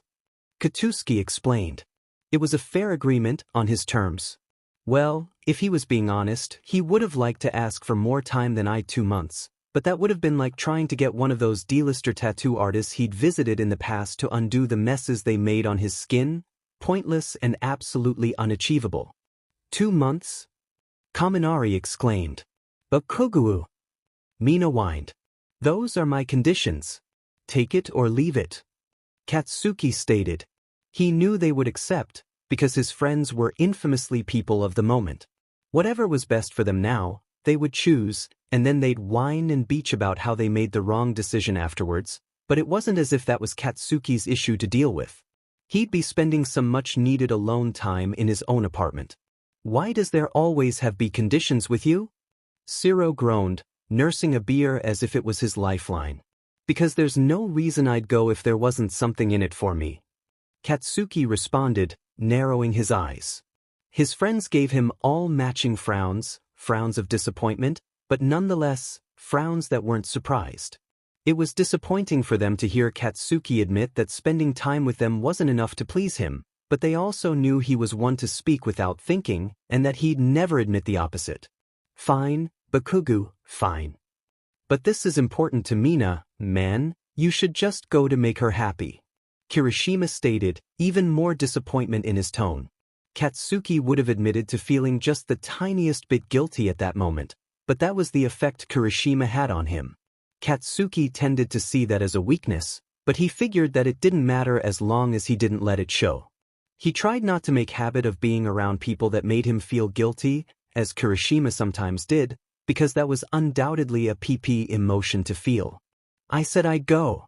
Why does it matter why I'm there? Katsuki exclaimed. It's called being a good friend, dude. Kaminari added. Well, I didn't sign up for this friendship bullshit. I'm going on those circumstances or I'm not going at all. If you want, you can close your eyes and pretend I'm there for any other reason your pea-brains can think up. Katsuki exclaimed. You can really be a huge effing but sometimes, Bakugu. Shiro deadpanned. Then stop inviting me to sheet. Katsuki exclaimed, throwing his hands up in the air. The silence that followed hurt him a bit more than he'd admit. He'd wondered before why his friends even considered themselves that his friends. He wasn't very nice to them, he gave them hell for everything, he was arguably a huge buzzkill, and any one of them could go on. Those thoughts didn't hurt him too bad, but it stung when his friends seemed to be wondering the same thing. They seemed to be wondering. But why do we invite Bakugu to sheet? You know what, forget it, he grumbled, standing up from his seat on Kirishima's love seat and making his way to the door, only grabbing his phone and keys as he left. Hey! Bakugu, what the hell? Come back. So, will you be there? Kirishima dared to ask. Katsuki froze, hand on the doorknob and clenching dangerously. He turned around to see his friend's expectant expressions. No. Katsuki ended up going. By what grace of what fing deity got him there, he wasn't sure, but he knew it must have been on his friend's side, because it definitely wasn't on his. This sheet always seemed to happen. He'd get invited to something he obviously didn't want to attend, and then he'd obviously decline. That should have been the end of the story, but it never was. He always ended up there, fuming in some more sour than usual mood as his friends acted like teenagers hopped up on pixie sticks. Regardless of how he got there, he was now in the passenger's seat of Ciro's car with the rest of the idiots, and he realized he didn't even know where they were going. It didn't seem to matter before because he hadn't been going. So, where exactly are we going? Katsuki grumbled, leaning back to see Kirishima, Kaminari, and Mina all thrown in the back. At least they had given Katsuki the passenger's seat, because looking back at them and noticing their close proximity, he concluded he would have elbowed someone's head in by now. On purpose. Mina giggled. That was a bad fing sign. What? Katsuki asked. You didn't tell him? Ciro asked at the wheel with a sigh. Katsuki could see his shoulders slump with the question. No. It took us ages just to get him to come. I didn't want to tell him. Mina exclaimed, avoiding Katsuki's piercing glare. Silence took over the car. The only sound was the faint music on the radio that was turned almost all the way down. Katsuki hadn't even noticed it was playing before, because his friends were always so DMN loud. Laser tag. Kirishima suddenly said, and all the heads in the car save Ciro's whipped towards him. Kiri. Mina whined. You're fing kidding. Laser tag? Katsuki questioned. He'd rather jump out of the moving car as they drove than be caught playing laser tag as a 24-year-old like a little beach. Come on man, it'll be fun. Kaminari added, laughing. Katsuki blinked at him, incredulous. He couldn't seem to see how an activity as dumb as laser tag could be fun, in any circumstances. Yeah, and it's not normal laser tag. It's more intense or whatever. It's not gonna be like those easy games at the arcades. Ciro added, giving Katsuki a short look, still having to pay attention to the road. Yeah, and if you back out now, how will you know if you're capable of beating us? Kaminari continued. Katsuki scoffed. It's laser tag, Pikachu, I can definitely beat Yo Dash. Prove it. Kaminari interrupted. The man was playing a dangerous game, sure, but if you really knew Katsuki, you'd know he'd never pass up an opportunity to absolutely kick anyone and everyone's but in a competition. Katsuki simply glared, knowing this truth about himself as well. Yeah, this definitely was not normal laser tag. When the group had arrived to the sort of shady-looking building, Katsuki has his doubts, but stepping inside didn't feel anything like stepping into those shitty arcade rooms for a $15 game of laser tag plagued with snot-nosed middle schoolers. In fact, there wasn't a single child in sight in the entire building, and Katsuki was very happy about that. Walking into the building was almost like walking into a cave, very dark, and very cold. Katsuki was glad he was wearing a jacket. The area was even a bit echoey because of the sheer size of it. There were different sections of the building for different activities. There was what looked like a very difficult rope course above the ground, a VR roller coaster simulator, some sort of haunted walkthrough experience for Halloween, and in the far left corner, a desk with bright neon letters saying, laser tag. Katsuki trailed behind his group, hands in his pockets as usual, and a scowl on his face. No one would have been able to read his face at this moment and tell that, yeah, he was a little bit excited. They arrived at the desk and Katsuki waited as Kirishima checked them in. Katsuki noticed the vests hung up on the walls, the ones they'd be wearing during the game. The laser guns attached to them looked a lot more complex and heavy-duty than any he had seen in the past. He wanted to see this course layout. The group was forced to stay there and wait for Mina's friend and her friends for a few moments. Katsuki was shifting from the ball to the heels of his feet, impatient. He tried to appear careless, but he really wanted to shoot his friends with shitty laser guns and laugh in their faces after he took his win. We should go in pairs. Mina suddenly said, and Jesus. If that sentence didn't pop Katsuki's balloon. That would probably be best. We call also be more strategical that way. Shiro added. Yeah. That'll be so sick. Kaminari continued enthusiastically. Before Katsuki could voice all the reasons he didn't want to work with anyone, Mina was jumping up and down excitedly and waving at two girls in the distance. Katsuki felt himself lose a bit of that previous excitement, especially now knowing there was a possibility he'd have to work with someone he didn't know. Katsuki didn't like new people. He wasn't like Kaminari or Kirishima who seemed to make friends wherever they went. He actually had a very hard time making friends. It was rare he found people who could deal with his attitude long enough to get to his soft side. Which wasn't even really that soft or rewarding. He would love to simply work by himself, but if he had to work with someone, he'd prefer it was one of his friends. At least he knew how to communicate with them, and in turn, how they'd communicate with him. Uraraka! Mina exclaimed, running to meet the girl and giving her a hug. She also hugged the girl standing next to her before the three of them made their way over to Katsuki and the other guys. Guys, Mina began, this is Uraraka and Jairu, the three of us were friends in high school. The two girls said simple hi's and Katsuki only silently grunted in response, while his friends supplied full greetings. The girl Katsuki knew to be Uraraka and her friend Jairu were both very short, petite girls, shorter than Mina, which was saying something. Uraraka was dressed in a very frilly pink sweater and a white jean skirt with leggings underneath. Katsuki almost chuckled. It wasn't an outfit exactly fit for laser tag. Jairu, on the other hand, was wearing ripped jeans and some sort of band tee with a jacket over it. Kaminari will like her. Yeah, Kaminari was already talking to her. Katsuki rolled his eyes. The man couldn't be around a girl without flirting with her no matter the situation. He was occupied with her. Mina was giggling about something with Uraraka. And Kirishima and Shiro were busy trying to get a peek of the haunted house nearby. Katsuki was all alone. This was precisely why he hated going to Sheet. It's not like it mattered, anyway.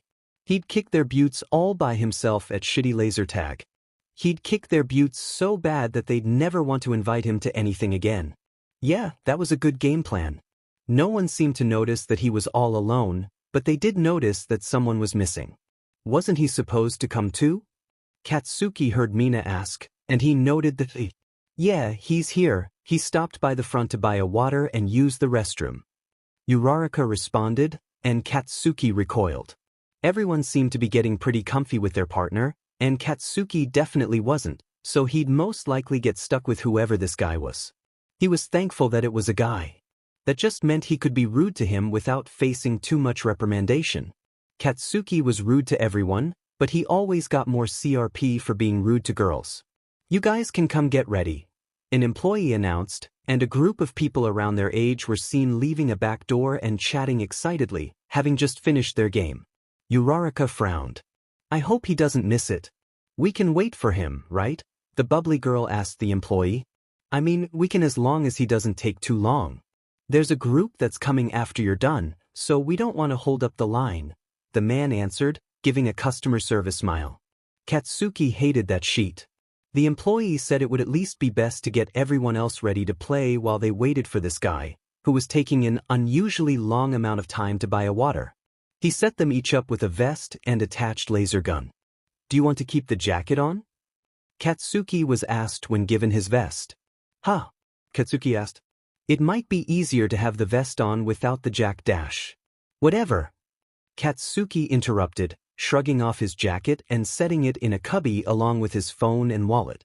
He couldn't help but notice the two stranger girls looking at his arms, seemingly surprised at the presence of so many large tattoos. The first thing that came to Katsuki's mind was, take a picture, it'll last longer, but he couldn't even get it out before remembering the last time someone had said that to him. And that picture he still hadn't deleted off his phone. The same employee then began listing the rules. No unnecessary physical contact that could end in someone being harmed, no climbing equipment that wasn't meant to be climbed, no removing anyone's vests, etc. A majority of the listed rules seemed stupid to Katsuki. They were rules to be given to petty children. Did this guy really think a group of 20-year-olds would be climbing equipment? He began to lead them down a narrow, sterile hallway, telling them how much time they'd have, how to get someone out, and the overall point system. Katsuki assumed at this point that his partner wouldn't be showing. The hallway they were in suddenly crossed with another hallway, and the employee instructed each pair to make their way down the hallway individually and select one of the doorways. He said each lead to the same room where they'd be playing, but it gave them each a different position to start from, so it took some time for them to get to one another. This really is hardcore. Katsuki went down the hallway by himself, noticing the number of different starting positions for much larger groups of people. This course must have been pretty big if it could host so many people. He eventually chose the door at the end of the hall for no particular reason other than that it was pretty far from where anyone else was. He rolled his shoulders and sighed, relishing in the temporary quiet. These sorts of things always seemed to drain him, regardless of how long he was there. Being around people and having to maintain any sort of responsiveness to conversation was exhausting, even if it was with people he liked. Lost in thought, Katsuki jumped when the door in front of him suddenly swung open, most likely connected to some sort of control panel, like on amusement park rides.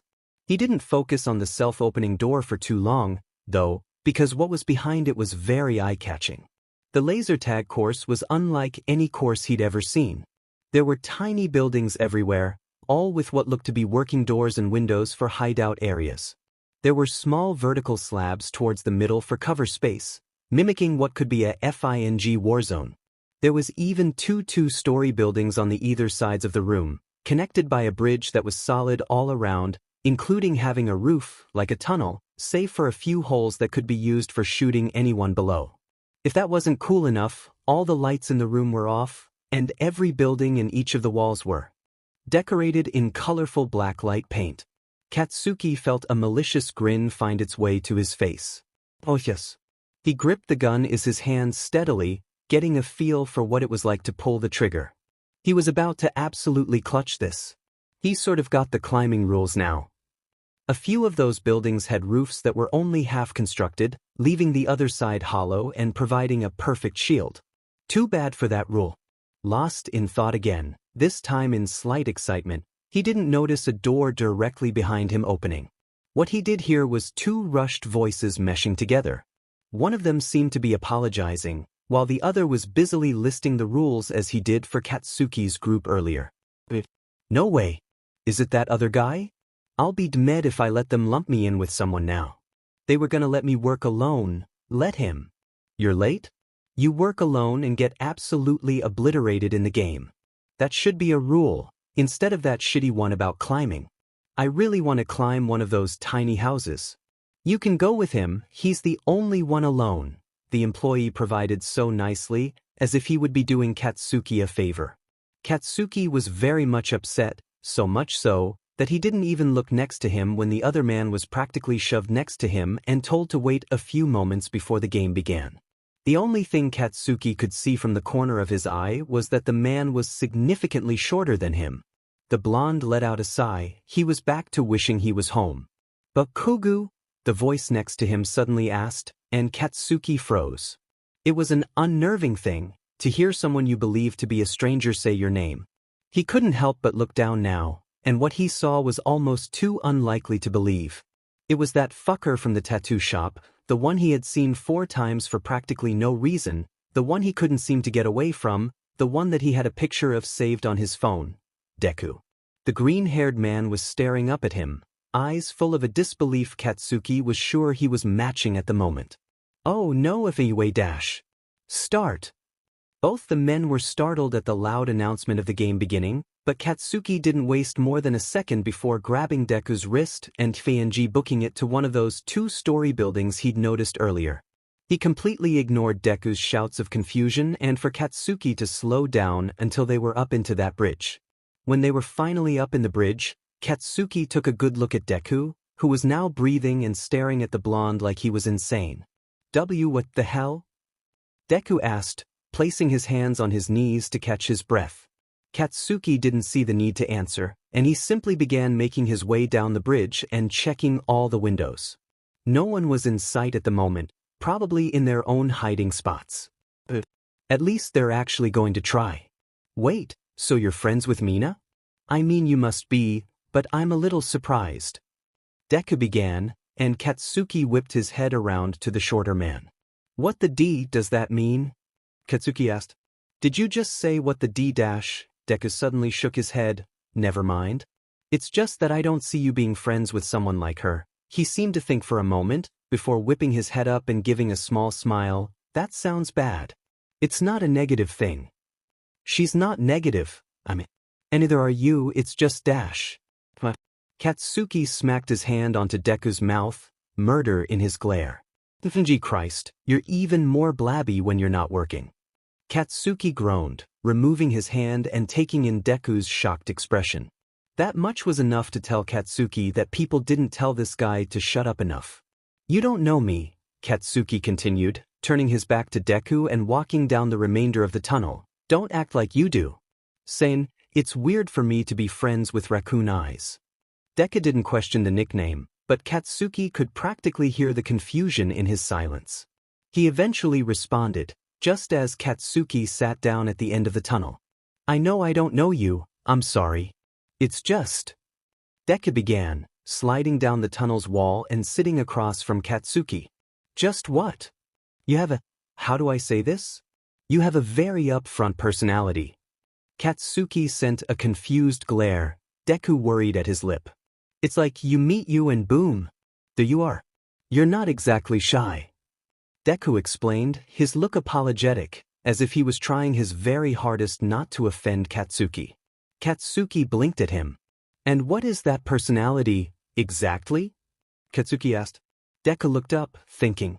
It's very. Well, you said it best yourself last time we were together. Deku replied. What? Katsuki asked. Deku suddenly looked as if he was trying to hold in a very smug smile, a laugh even. It's very self-absorbed narcissistic BSTRD. Deku said, a smile now definitely tugging at his lips. Katsuki didn't let him relish in his joke for more than 2 seconds before knocking him over the head with his faux gun. Ow! Deku exclaimed, gripping his green curls and squinting his eyes shut. It was Katsuki's turn to smile smugly. Deku was still rubbing his head when he looked at Katsuki through his bangs and spoke. Those were your words, not mine, he grumbled, and Katsuki simply rolled his eyes. The blonde turned around and looked out of the tunnel's windows again, still not seeing anyone nearby. He concluded that no one would be stupid enough to come out in any of the spots that could be seen from the tunnel's peepholes. He and Deku would have to move. What are you doing? Deku asked, and Katsuki scoffed. Trying to win this game. By staring out the windows? No, dumb. I'm trying to figure out what my next move should be. This area isn't providing as much visual as I hoped. You know it's just a game of laser tag, right? Katsuki whipped his head back at Deku. Listen, Deku, I don't want to be here. The only reason I'm doing this is because my shitty friends drag me here. I'm irritated, tired, and all I want is to beat everyone in this dumbass game. Katsuki exclaimed, vein bulging in his forehead. Deku blinked at him. Okay. Yo, if you want to win, we'll win. You got a plan? Give me a second and I will. Against his initial instinct, Katsuki actually gave Deku a second. He sat and watched as the boy held his chin in his hand and seemed to get lost in another world. His lips were moving and Katsuki could hear faint noise from him, but not enough to make anything out. It was kinda creepy, just watching him talk to himself while staring into space. It wasn't long before he snapped out of it, but instead of saying anything to Katsuki, he stood up and began walking down the tunnel. Katsuki blinked. Hey, the F are you doing? He asked, and Deku didn't respond. Deku! Katsuki sprung to his feet and ran the length of the tunnel, crouching so he didn't hit his head. He finally caught up with Deku, who was now at one of the end buildings. He grabbed him by the shoulder and spun him around, and he was met with a wide smile. I know what to do! Deku exclaimed, and Katsuki let go of him. He didn't answer, but apparently Deku didn't need any response to voice his plan. We can use you as a decoy. Nope. Deku frowned. Come on, Dash. Nope. I'll be dead if I'm ever used a decoy for anything. I thought you said you wanted to win? I do. Then just listen to my plan, please. Silence. Fine. Deku's face lit up in a hopeful smile. Okay, so, what I'm thinking is this. You probably have at least one of your friends on each team, right? Yeah. Okay, assuming your friends know you well, they'll most likely know you're up here. It's obviously the hot spot of the whole course, and you're obviously very competitive. We could go on that alone, or we could make it obvious by having you exit one of the buildings in an open area. There's one down on the opening of this building. Deku explained. Wait. So, who cares if they know I'm up here? If I leave, you're still up here, they're not stupid. Katsuki accused, and Deku's face broke out into another grin, this one less gleeful. They don't know I'm playing. Katsuki stared at him. I texted Uraraka a little before the game began, saying I was sorry I couldn't make it. You're the only person that knows I made it in time. Deku explained. Katsuki smiled. If they see me leaving, they'll think the tunnel is empty, and no one will be there to get them from the windows. Katsuki stated. But it won't be empty, I'll be up there. All you need to do is stand near an area where I can see and shoot through one of the peepholes. Deku finished. Katsuki gave a short laugh. So, how do we feel about the whole decoy thing? Deku asked, face hopeful. As much as Katsuki detested the idea of being anyone's decoy. It was such a foolproof plan.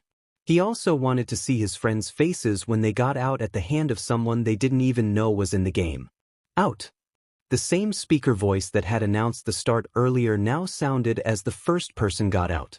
Katsuki bit at his bottom lip. If they were going to do the plan, they should start it soon, if duos were already engaging each other. So? Deku asked, and Katsuki rolled his eyes. Fine. We'll do your shitty plan. He gave in, and Deku pumped his fist in the air. Thank you, the green-haired man exclaimed, getting himself situated by the different windows. Katsuki groaned. You'll owe me after this, he said simply, and Deku chuckled. Especially if we don't win, he replied, and Katsuki gently smacked his head. Oh, we're going to win. Katsuki made his way down the stairs of the miniature house, crouching down and gripping his gun. The plan was mostly smart, but there was still the threat that whoever he was baiting would get him out. Katsuki had already agreed to being a FING decoy. He sure as hell wasn't going to get out and have to count on Deku to win them the match. Out. DMN, there's only 4 people left. A person has to be shot 3 times in the vest to be out, which meant the others were already engaged enough to get 3 consecutive shots in on 2 different people. Katsuki was aware that he and Deku didn't need to score the most points to win, but that didn't mean he didn't want at least a few points in. He made his way down the steps and out of the building very slowly, making sure to keep himself in view of multiple angles but not open enough for anyone to get any shots in. It was perfectly silent, and Katsuki studied his surroundings. There were 4 people playing, meaning he could easily be ambushed and taken out in seconds. It was possible that a whole duo was out, but it was also possible that 2 people, each from a different team, were out. He'd be able to use that to his advantage. There was a small junction in the middle of the room, almost mimicking a tiny street in between 2 rows of buildings. Katsuki began sneaking down said junction, crouching down and attempting to look paranoid. He flicked his head around, taking in his surroundings every few moments, waiting just long enough where he was sure that someone must have spotted him. It must have been working because he could almost feel the presence of someone nearby. Before he knew it, 2 figures were jumping out on either sides on the junction almost at the same time. This made Katsuki assume that it was a duo, but his eyes showed him the petite figures of Mina and Gyre. Gyre got stuck with Kaminari, and Mina had been with Uraraka. It was like they were playing right into he and Deku's plan. Katsuki didn't even give them the time of day before hauling but behind the nearest buildings. He knew the girls' first reaction would be to run after him, but that wouldn't last long before they remembered that they were on separate teams, and against each other as much as they were against Katsuki. This theory was correct, because no one came after Katsuki. He inched to a spot where he could see the junction, and both girls were plastered behind barriers opposite of one another, probably trying to come up with a plan to get the other out. Katsuki had to laugh. It was just too perfect. He moved his gaze up to the tunnel and could see Deku's gun pointing from one of the windows. Both of the girls were in his sight, and they were oblivious. Out! Out! There were shouts of disbelief on both sides of the junction. Katsuki stood behind a building, absolutely losing his shit at how perfectly that played out. Only 2 people left. Most likely Kirishima and Shiro. Katsuki stopped celebrating at the faint noise. He looked down at his vest and where the sound seemed to be coming from. One of the 3 tiny bulbs that were previously all out was now lit up. Someone had shot him. He whirled around, holding his gun with both hands and flicking his eyes to every possible place someone could be hiding. Who did that? Where are they? It wasn't one of those girls, was it? No, they were both out, it wouldn't count. Sheet. What if only one of them got out and someone else on the course got out around the same time? What if someone got up to Deku? Him and his shitty, foolproof plan my butt. Katsuki directed his attention to the tunnel. Oi, where the F are you? He yelled. One more shot and he'd be out. He was not about to let that happen. He started to think that it might be best just to sprint back up to the tunnel instead of standing here like a sitting duck. Yeah, that'd be smart. He started in one direction, but his journey was quickly cut short when he tripped over something so bad that he needed to hold his hands out in order to catch himself. He felt the sting on his hands only momentarily before whipping around to see that what he tripped on was a person, more specifically, Kirishima. He had been hiding on the floor and was already turning towards Katsuki. The blonde quickly threw himself behind a nearby crate. Knowing he only had to be shot one more time to get out was unsettling to say the least. He peeked beside the crate to see Kirishima looking around, not having seen where Bakugo had gone, probably a little out of it from having someone fall on him. Bakugo aimed his gun carefully at the other man's vest, doing so very slowly, as if going slow therefore made him quieter. When he was sure he would hit Kirishima's vest, he pulled the trigger, and he heard the telltale beep. He had landed the shot. He also heard the red head grunt in frustration before shuffling behind something himself. This wasn't a good situation to be in for Katsuki. He had shot Kirishima once, and Kirishima had gotten him twice. It would be hard to get Kiri open long enough to get 2 shots in without letting himself get shot even once. Maybe he could lead him out back into the junction? No, that would be way too risky. Everything seemed too risky. Maybe he should try and run for it again. God, why did he allow himself to get so into this stupid game? Katsuki was thinking, but he wasn't thinking enough. To get fully distracted, and thank goodness for that, because his ears picked up the very subtle noise of someone inching near him. He moved on instinct, flipping himself around and pulling the trigger of his gun, but there was no way that would do anything. Kiri had won by going the direct route. Out. Damn it. It took Katsuki a few seconds to realize that the damn it hadn't come from him, but from Kirishima. Katsuki's eyes made their way to Kiri's vest, and he saw all 3 bulbs lit up in red, now flashing. Wait, what the F dash?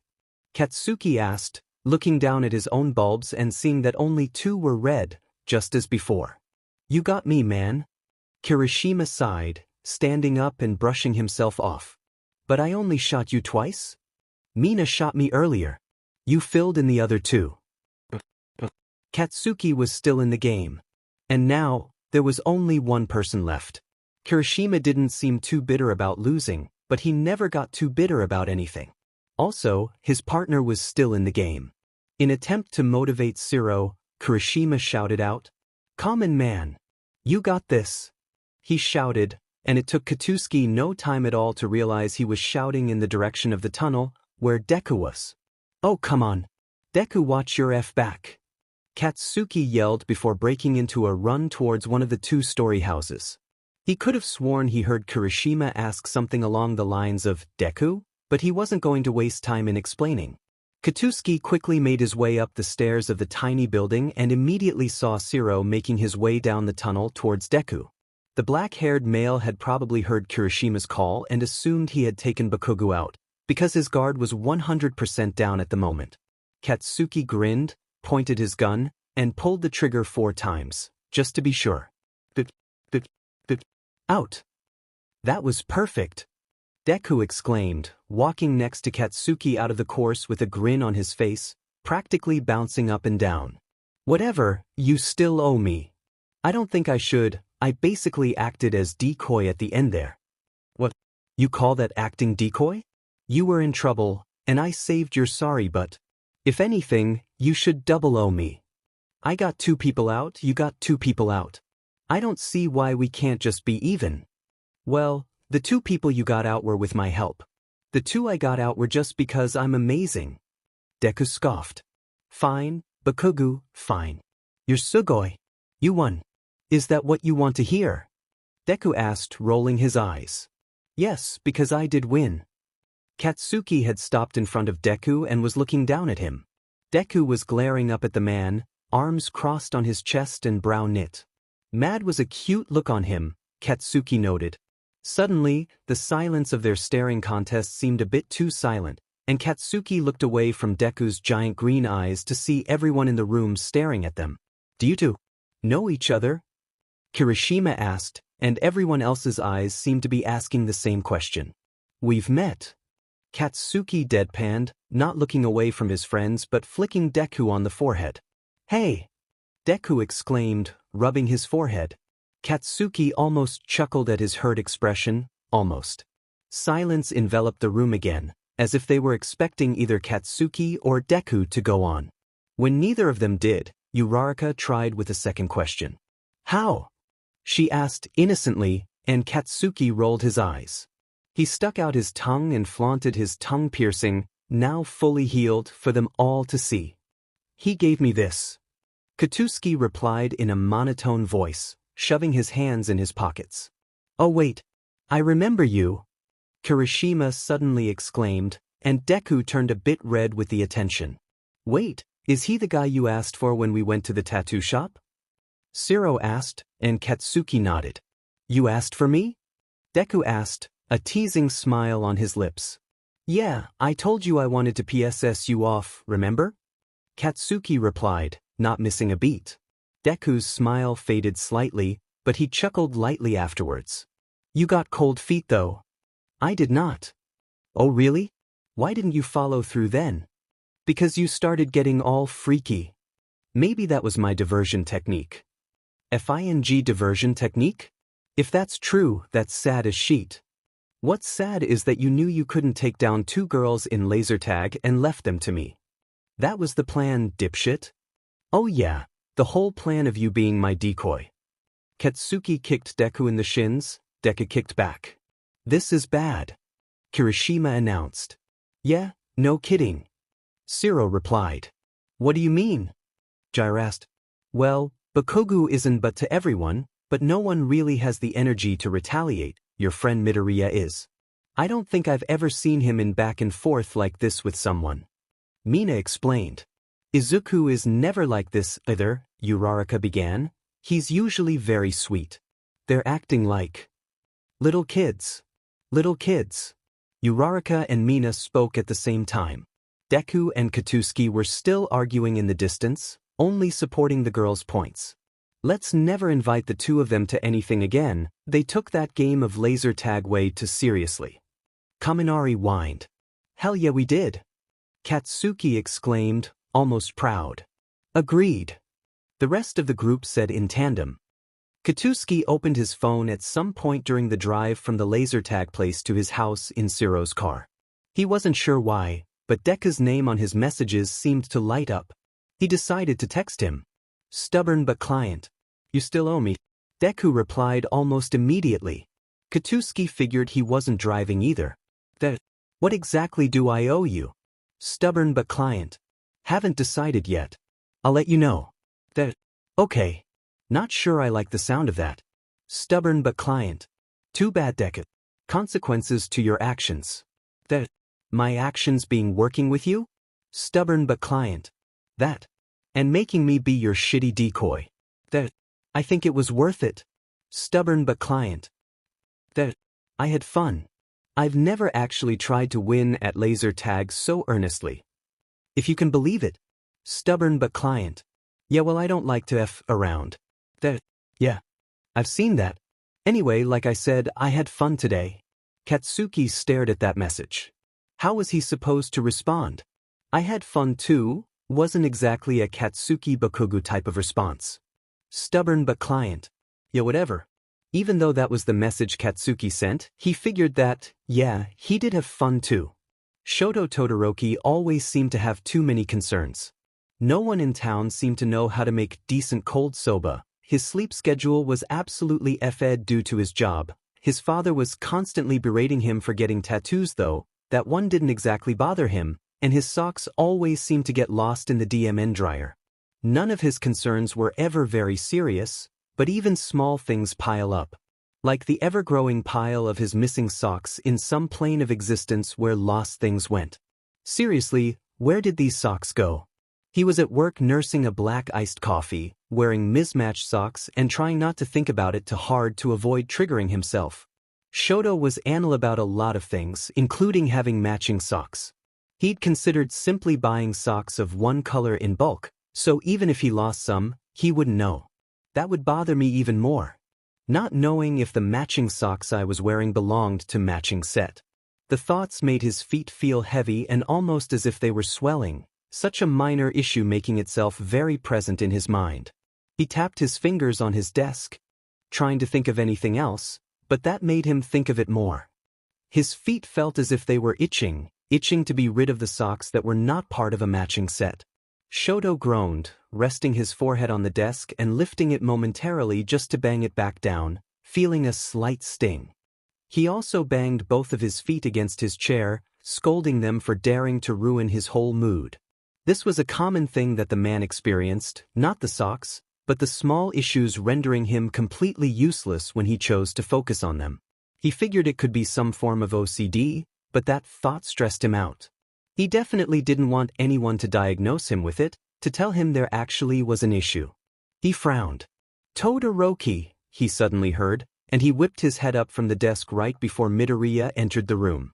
It was the beginning of their shift, and Midoriya still wore his outside jacket and held his bags. The green-haired man froze in the doorway, his previous smile lessening slightly. "What happened to your head?" Midoriya asked, touching his own forehead with two fingertips. Shoto paused for a second before remembering that he had hit his head on the desk earlier. "I hit my head," he answered simply, providing close to no emotion in the words. He was still thinking about the goddamn socks. "Oh no. It's red, that's why I said something. Did it happen just now?" Midoriya asked, setting down his things and approaching Shoto. "Yeah, on the desk." Shoto sighed, pointing to the wood in front of him. Midoriya looked a bit confused, considering Shoto was sitting in his chair as if nothing has happened. "How?" "Oh, I did it on purpose," Shoto informed, as if the information was obvious. Midoriya blinked at him, clearly unsure as of how to respond. My socks are mismatched." Midoriya paused again, and before he had time to respond, the bell rang above the front door. Shoto quickly left his seat to go help the customer, and Midoriya was left in the back room, very confused. When Shoto got to the desk, he recognized the man standing there. Fiery red hair and razor-sharp teeth in a smile so bright, it rivaled Midoriya's. This was the man that had been at the shop twice already, both times accompanied by the rude blonde that seemed to have a vendetta against his coworker. Shoto half expected said blonde to waltz in after the redhead, but the door came to a close and no one else walked in. "Hey," the man announced, and Shoto gave a small smile and tried to seem more awake than he felt. "Welcome back, how can I help you?" he asked quietly, tapping two fingers on the desk. Once, twice, 3 times, and then repeated the action with his other hand mindlessly. "Last time me and my friends were here, one of them left a jacket. He didn't even realize until yesterday, but he asked if I could run over and get it." "Oh, hey Midoriya," the redhead began before his minor detour. Shoto turned around to see that Midoriya had exited the back room and was standing by the doorway. Hello," Midoriya began, smiling brightly back at the man. Shoto felt as if he was caught in the crossfire of two suns, standing between the two men. "I apologize, but I didn't have much time to be introduced to everyone." Midoriya continued, looking a bit embarrassed. "Oh, that's fine, man. You were too busy kicking butt in laser tag," the redhead joked, and Midoriya laughed. "Laser tag? I'm Ejiro Kirishima, I've been here with Bakugo," Kirishima said, and Shoto continued to witness the conversation as if he wasn't even in the room. He knew that the man called Kirishima had visited the shop twice now, but he never made any attempt to introduce himself then. Also, he didn't remember Midoriya introducing himself, or really having any direct interaction with the man. It seemed that they had done something together outside of work. Yes, I remember. I arrived so late that I didn't get to really meet anyone. Which I've been upset about. You and your friends all seem very nice. Midoriya continued. Shoto thought it might be best for him to leave and go get that jacket, seeing as he obviously wasn't needed within the conversation. He sighed and began walking towards the back, hearing Kirishima say something to Midoriya about their groups doing something together again. Shoto rifled through the lost and found bin and found a black jacket he vaguely remembered Kirishima's eccentric blonde friend wearing. He slowly made his way back to the front desk to see the two men laughing about something before Kirishima spotted him. "Oh, thanks man. He'll be glad to have it back," he said, taking the jacket and saying a quick goodbye to both of them, leaving Shoto and Midoriya alone again. "Laser tag?" Shoto asked, looking down at the smaller boy. "Hiya." Uraraka's friend invited her to something with her friends. Those friends turned out to be all the people who came in to get tattoos a while ago. Midoriya explained, laughing lightly at just how rare the chance was. Shoto thought for a second. "That angry guy too?" he asked, somewhat worried. The guy had been anything but kind to Midoriya, and the green-haired man had always been a very good friend to Shoto. He didn't like the idea that Midoriya had to endure more of the blonde. "Oh, Bakugo?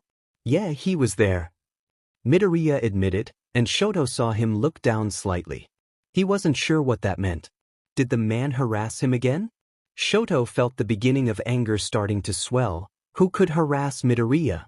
"I hope you didn't have to see him too much," Shoto added, heading back towards the back to set up for a client. "Why is that?" Midoriya asked, and Shoto paused. "Are we talking about the same Bakugo? I mean, last you told me, you seemed like you hated him." Shoto informed, remembering Midoriya's angry rant after Bakugo had made his first visit. He saw Midoriya sigh, looking conflicted for a second. "I thought I did. He was really cold to me when we first met. The first 3 times, actually. In fact, he was so cold that I almost thought he was a joke. I mean, he was so mean, Todoroki. I thought to myself, no one actually speaks like this, but he does." Midoriya mumbled. "And then what happened?" Shoto asked. "Well, the 4th time he was here, he was definitely rude, don't get me wrong, but Todoroki, I think he's like that to everyone. He's mean, but you almost get the sense that it's not because he hates you. I bet he'd get mad if I said that. Sorry, I'm mumbling. Anyway, the 4th time he was here, we talked somewhat normally. We played wastebasket basketball, 2-. Wastebasket basketball? And then, when we got together, me and him were partners for laser tag by default. At first, I was like, oh god, not this guy, but he was nicer. Still not nice, but nice for him. We made up this elaborate plan and won the whole game. It was fun." Midoriya finished, sporting a smile of remembrance. "Huh." Shoto responded, "Interesting." It didn't exactly sound ideal, this man's version of nice, but if Shoto wasn't mistaken, there was almost a small smile of fondness on Midoriya's face. Shoto wasn't sure what that meant, but something felt wrong about it to him. As time went on, Shoto picked up the hints of what seemed like something. Midoriya would get texts every once in a while, which was sort of rare. It wasn't that he didn't have friends to text him, but all of those who would text them knew his hours and didn't bother him during his shifts. Recently, he was getting constant strands of messages from someone that seemed to completely disregard that he was at work. That was rare in and of itself, but what was even more rare is that Midoriya found time to answer all of these messages. He didn't look particularly excited to answer the messages, sometimes they even made him look annoyed or even mad, but he always answered. It started out slow, just maybe a few messages once a week, but it was a steady flow a few weeks later. Shoto knew after a while that they had to all be from the same person, but he wasn't going to try and guess who or why. It wasn't really Shoto's thing to snoop, he was very particular about his privacy, and therefore he assumed others were too. It must have been in human nature to be just a bit curious. One day, Shoto had been speaking with Midoriya in the back room, wearing a new pair of matching socks, when a customer came and Midoriya left to take her. Shoto was left alone in the room and he sighed, not for any particular reason. Ding. Shoto's attention unintentionally shot to the phone now left alone on the stool Midoriya had been sitting on. Shoto looked at it for a second, the screen lit up and blew from whatever Midoriya had set as his home screen photo, but he quickly looked back to his own device. Ding. Shoto ignored it. Ding. Really? A third message in such a short time? I can't help wonder who it could be. But I wouldn't want to invade Midoriya's privacy. But his phone is right there. Ding. Shoto stretched his neck, looking over at the phone. It was just too close, and these messages were so persistent. Sure enough, all the messages were in a small group on the screen, showing that all of them were from the same person. Because of this, Shoto could only see the most recent message. Kaken, that. Why did that sound vaguely familiar? And who is Kaken? Shoto already felt guilty enough for this level of snooping, so he didn't look again, even after Midoriya got easily 4 other messages. Everything with all of these messages wasn't exactly shocking or even significant, but Todoroki couldn't help but get a feeling that he had missed something. Something had happened, or was happening, and he had no clue as to when or who or where, but Todoroki seemed to sense something changing. He had always been good at that. It was a curse for someone like him, who hated change, to be able to practically sense it. He just didn't know if this particular change was good or bad. Midoriya was treating the client, thinking. A lot had been changing in these last few weeks, and he didn't know if this particular change was good or bad. Izuka hadn't planned on Bakugo actually sticking to the whole "you owe me" thing, but then again, he didn't seem like one to forget that someone owed him. It started with Bakugo calling him one night, starting with a very threatening "are you ready?" that had Izuku only mildly concerned. That was followed by a shaky "ready for what?" and Bakugo had groaned. It took the blonde a few moments to explain that he had decided what he wanted Deku to do for him, and that he would be explaining that night. Everything about this interaction had been oddly discomforting, but it was probably due to the fact that Izuku had been sitting in his pitch-black room after waking up from a nap, sort of half asleep, as Bakugo explained his conditions in an angry voice. Eventually, Bakugo revealed that Izuku would be his excuse. Excuse for what? Excuse so I don't have to deal with my shitty friends, that's what. Izuka hadn't really understood. Listen, shitty Deku. My friends think that I belong to them or something and won't go anywhere without bothering me until I feel like my head is gonna explode. I need some sort of excuse for not going to their sheet, and that's where you come in. Bakugo had explained that he was running out of excuses to use, and Izuku had asked why he didn't simply lie. Bakugo had said that lying didn't give him an actual place to hide out. You mean, you'd be coming to my apartment? Can't you just tell them you're somewhere? Bakugo had laughed. Those a-holes are incredibly thorough and 10 times more nosy. They'll check my location or FITime me if they think I'm lying. Izuku wasn't sure about how he felt with the idea of Bakugo in his home, but he didn't have a good enough reason to decline it other than, I still don't really know you, which had never stopped Izuku when it came to helping people in the past. In fact, he knew Bakugo better than some people he had helped out before, like the time a girl on the shop street was being followed and Izuku offered to let her camp out in his apartment for half an hour and a cup of tea. So, logically, he didn't have any good reason to decline what Bakugo was asking for. He had agreed. Izuku was working a normal shift, trying to ignore the constant feeling of monotony that came with having a job. Bakugo had been messaging him periodically over the last week since the phone call, sometimes seemingly just making sure Izuku wasn't going to flake out on him, sometimes because he didn't have anything better to do and didn't mind bothering Izuku. Izuku responded every time, just to be polite, but it might have gone past that, because he would answer messages at work, which he never liked to do before. It wasn't because of what the messages said that he was eager to answer them, because sometimes they were rude and uncalled for and made Izuku upset, but he always continued the conversation. He hadn't really dwelled on why he was so quick to answer the messages, but he was aware of one thing.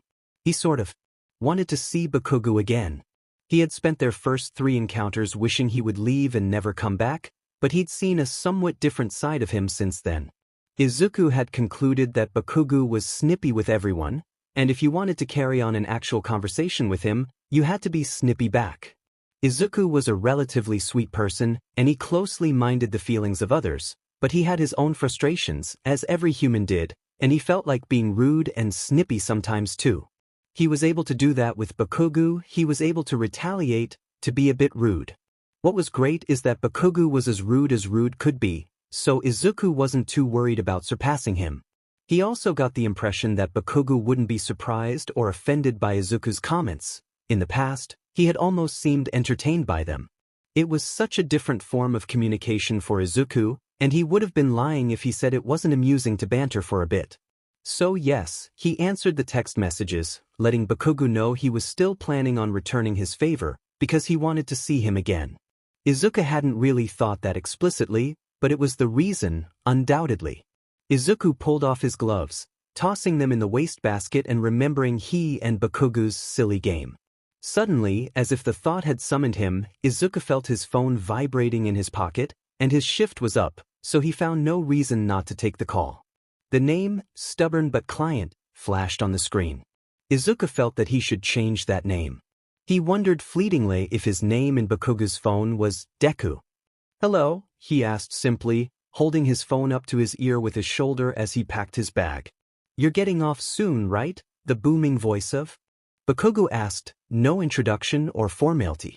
Izuku paused for a second before remembering that he had sent Bakugo his hours a while ago. "I'm actually packing up now," he responded, rifling through his things in the daily search for his keys. They had a habit of slipping to the very bottom of his bag at some point throughout the day. "I'm coming over." Izuku almost dropped his phone, but he grabbed it at the last second and shoved it back up to his ear. "What? Tonight?" he stuttered, now shoving things into his bag more quickly. "Yeah, dipshit, tonight. Why else would I be calling you?" "I don't know, I wasn't Dash. Send me your address." And with that, Bakugo had hung up. Izuku stared dumbly at the wall. He knew this would happen eventually, and he had almost been looking forward to it, but he had been hoping for a bit longer of a notice, a bit more time to prepare. "Is my apartment even clean? I need to get out of here and make sure. Do I have tea? Does Bakugo even drink tea? That's stupid to think, most everyone drinks tea. But he probably won't like those fruity ones I have. Do I have time to stop at the store? Maybe I can hold off on sending him the address, or send him the wrong one, so I have more time. No, definitely not. That would just mean he'll be angry when he arrives." "Midoriya?" Izuku jumped and made a small, squeaky sound. He whipped around to see Todoroki behind him, holding 2 coffees in his 2 hands. "Ah, Todoroki. What's with the coffee?" Izuku asked, before Todoroki shoved one of the cups forward, the one that seemed to be steaming. Izuku blinked at it for a second before realizing Todoroki meant to give that cup to him. "Oh, thank you, but it's so late?" Izuku pointed out, taking the steaming cup. He worked only until 10 p.m. some weekends, and today was one of those days. But still, coffee at 10 p.m. seemed to break a few rules. "Well, from the sound of it, you're going to be up a bit later," Todoroki added, taking a sip from his own cup. His was iced, as usual. Izuku had only ever seen Todoroki drink cold coffee, but it wasn't his thing. He also then registered what Todoroki had said. "Oh, I was speaking aloud again," Izuku said, blushing slightly. As often as it happened, he never seemed to get used to the embarrassment of knowing someone had heard what he thought was said in the privacy of his own mind. He concluded that it must have sounded a bit odd to Todoroki, Izuku talking about needing to go to the store or giving the wrong address before he came over. He felt the need to explain himself. "Not like that. I mean, someone isn't coming over to my place like that. He's just..." "Well, that would take a while to explain." "Midoriya." Izuku looked up to see Todoroki still looking at him, gaze even and unfaltering. He looked bored, but Izuku knew he wasn't. That was sort of his resting face. "I don't care," he finished. The phrase could have come off as rude, but again, Izuku knew Todoroki better than that. He was blunt and not one to lie. If he said he didn't care, he didn't, and in this situation, that was probably best. Izuku sighed. "Thanks, Todoroki." Izuku said, and the other man simply shrugged and walked away. Izuku noticed him doing that finger-tapping thing he did so often on the hem of his jacket, seemingly oblivious to it. Ding! With the noise of his phone, Izuku remembered that he was to be expecting a guest, and that was probably him. He lifted the device from his pocket and saw a lone text message on his lock screen. Stubborn but client. It was odd, but Izuku read those 3 question marks in an angry tone, if that was even possible. If anyone, Bakugo could probably make question marks angry. Izuku was on his way to his apartment, and his hands kept gripping the steering wheel harder than necessary. He was always a bit nervous to have someone over, that's just how he was, but this was absolutely nerve-wracking. So far, Bakugo had been incredibly unpredictable. Some days he wasn't horrible, and then other times he was. Izuku hoped that he was in one of his not horrible moods tonight, but there was no real way to tell. He also didn't know Bakugo that well at all. He didn't know what spending more than 15 minutes with him was like, and he didn't know how long he'd be there. He didn't know if Bakugo would even want to spend the time he was there with Izuku. Izuku could picture him stomping in, smacking him over the head or something, and the hiding out on his balcony for an hour. It was almost more unsettling to imagine him simply lurking around the apartment for an undetermined amount of time. Izuku gripped the steering wheel. It was going to be a long night. He stepped into his apartment, looking at it under new light now that he knew someone would be coming over. It wasn't messy, it actually looked quite nice, but that wasn't the issue. It looked nice for the apartment, but it wasn't nice, PRD. Izuku lived in a relatively cheap apartment, nothing to write home about, but he never really looked at it that way. He was a tattoo artist, and that didn't earn him an incredibly salary, but it was what he liked to do, so he wasn't complaining. Izuku wasn't sure what Bakugo's living situation was like, or even what he did for a living. God, I really know nothing about him. Well, it was too late now. He had already sent Bakugo the address, and who knows when he would be there. Izuku tensed. The deafening sound of his doorbell was always loud, but he wasn't expecting it so soon. Seriously, it couldn't have been any more than 15 minutes since he sent the address. Izuku created the mental image of Bakugo driving around aimlessly, waiting for Izuku to send him the address and the absolutely flooring it as soon as he received it. The doorbell rang again, and Izuku remembered that no one except him was going to answer it. The longer he waited, the more likely it was that Bakugo would be angry, and he didn't want that. He strode over to the door and placed his hand on the doorknob, unlocking the deadbolt and the chain lock near the top of the door. He gave himself a split second before opening the door, blinking slowly and taking a deep breath. Here's to not knowing how the hell this is going to go. He swung open the door, revealing Katsuki Bakugo, and it was somewhat surprising, even though he knew he'd be there. Bakugo stared down at him, and he stared up at Bakugo. Bakugo wore a scowl, and his brow was knit. His hands were shoved deep in the pockets of his jacket, and Izuku was having a hard time figuring out if this was normal angry or angry. Are you going to let me in? Bakugo barked, and Izuku snapped out of thought, locking eyes with the blonde. Why yes, sorry, he answered, stepping to the side and opening the door wider. Bakugo shoved past into the room and seemed to scan the room for a moment before dropping his keys onto Izuku's counter. It seemed that he had some sense of manners, because he didn't simply start roaming around wherever he pleased, he just stood in the foyer. Do you have sheet to drink? He asked. Yeah. Do you want some tea? If not, I've got just water. I've got some juices as well. Though you'd probably like tea. What kind of tea do you drink? Izuku began, shuffling into the kitchen, but Bakugo grabbed the back of his jacket and tugged lightly, causing Izuku to stumble slightly backwards. He leaned in close, his head over Izuku's shoulder, and he bent down so his mouth was close to the man's ear. Listen, Deku, he began, and Izuku shivered. His voice wasn't loud, but it was so close. I'm really not in the mood, and if you don't want me to flip out, I'd suggest you refrain from the goddamn rambling, he finished, letting go of Izuku and walking past him into the living room. Izuku stared at Bakugo, blinking. So, no tea? Izuku asked, shrinking into himself at the risk of the question really pissing Bakugo off. The blonde turned around, sighing and looking back at Izuku.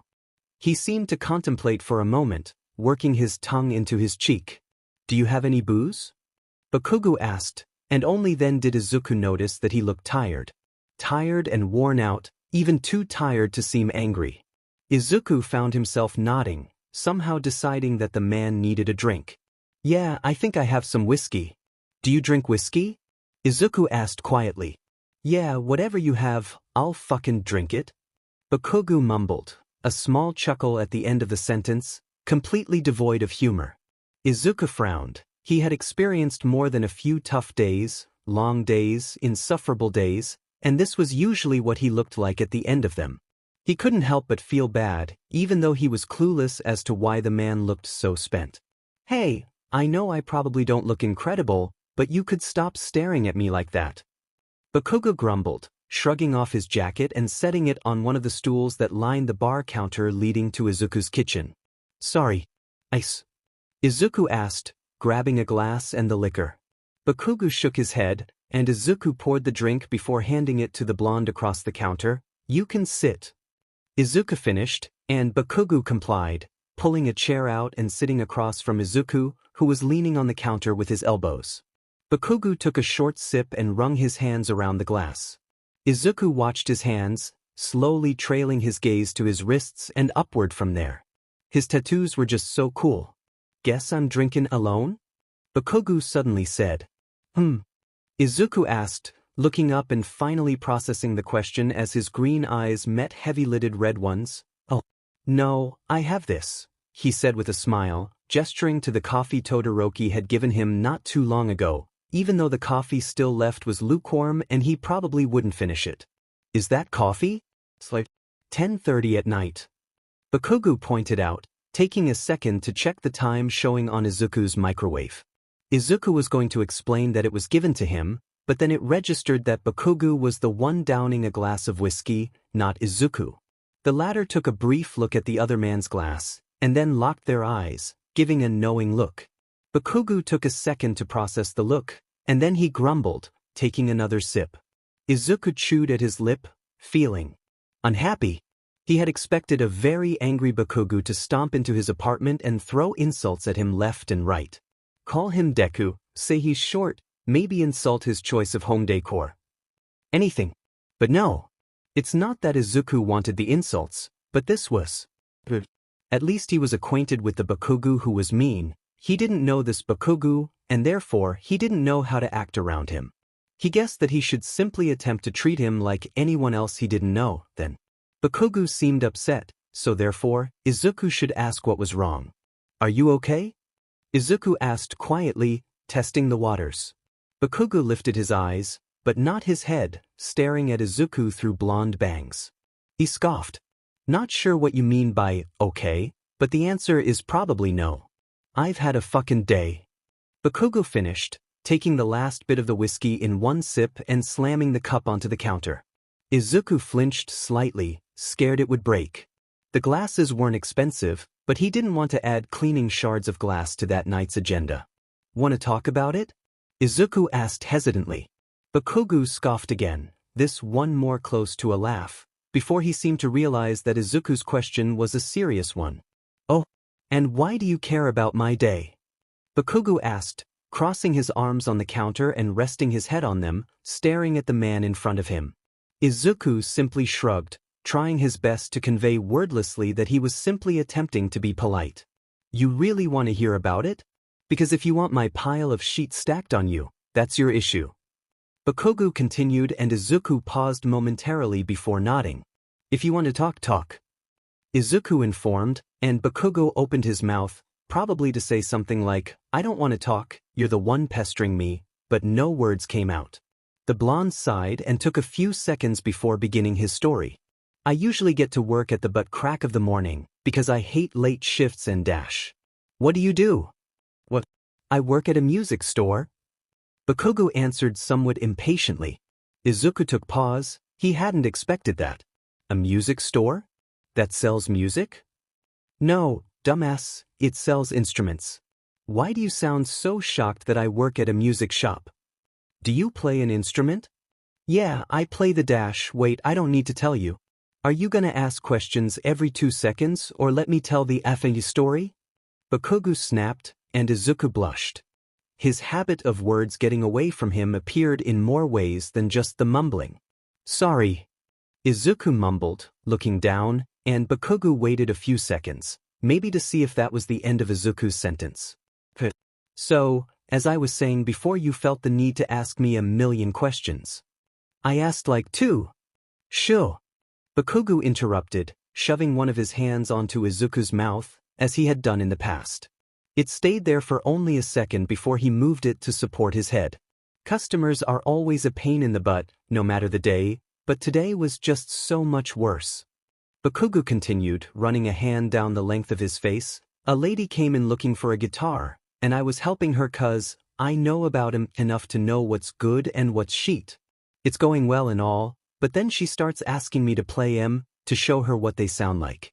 I looked at her like, who the F do you think I am? Because I'm just an employee, it's not like that means I can play every instrument in the godforsaken store. He complains, and Izuku nods. But this lady is insistent, she won't buy the guitar unless I play it. I asked her if I could interest her in a drum set, because I'm flippin' amazing at playing those, but she just got all upset and said I should be fired if I didn't know the things I was selling. God, I wanted to tell her to get the F out of the store and never come back unless she wanted me to grab one of those guitars she liked so much and put it to use. He grumbled. Izuku stared. Put it to use? He asked, trying to hold in a chuckle he knew would get him yelled at. Bakugu glared. Yeah, as I'd fucking hit her over the head with a guitar. Bakugu deadpanned, and Izuku couldn't hold in his laughter. It was such a violent, shocking statement. I'm sorry. Izuku said through quiet giggles. That's so violent, he exclaimed, smiling because he wasn't sure what else to do. Bakugu just stared him, but he didn't look particularly angry at Izuku's laughter. Well, get used to it, Deku, because there's a few more people I'll be threatening. Bakugu continued, rolling his eyes in what looked like remembrance. Izuku simply nodded and hummed an okay. So, after she left, it was time for my lunch break. I have a place I go to every day across from my store, sells the best fire curry. Bakugu trailed. I go in there, hungry as F-, and they dare to tell me that not only can they not make me my curry, but the whole shop is being shut down 'cause apparently the guy who ran it was lying on all the restaurant's tax forms or some shit. Felt like going back and getting a heavy instrument for everyone in the store. Oh my. Izuku whispered. Yeah. It doesn't take much to get me said, but I've already has to deal with this lady, and now I don't even know what to eat, so I'm not exactly happy. Bakugu informs, and Izuku can imagine. Bakugu, from what Izuku had seen, was a naturally angry person, so the addition of the negative events probably had him fuming. Izuku waited for more, but Bakugu had stopped. Is that the whole story? Izuku asked, making sure his tone was careful so it didn't come off as him saying that those events weren't enough to lead to this odd mood. Although, that was what he was thinking. The look Bakugu gave him told him he was right. If you don't want to tell me, that's fine, I just . Well, I've wasted this much time spilling to you, so why not more? Bakugu said with scoff. Shortly after the lunch thing, I got a call from my dad, which was weird as hell, because my dad never FNG calls me. I didn't even have his number in my phone, it came up as some random digits. It's a miracle that I answered it. Izuku frowned. He didn't have any relationship at all with his own father, but that's because he simply wasn't around and hadn't been for a long time, but the fact that Bakugu seemingly had his father around but had no relationship with him made Izuku upset. I answered and was all snippy, because I'm always snippy for God's sake. And my dad was trying to talk to me, but I wasn't paying attention, so I just kept running my DMN mouth. And he yelled at me. Now, in all my years, my mom has yelled at me basically every conversation I've had with her, but my dad, never. Never heard that man really yell at me until today. It scared the F out of me.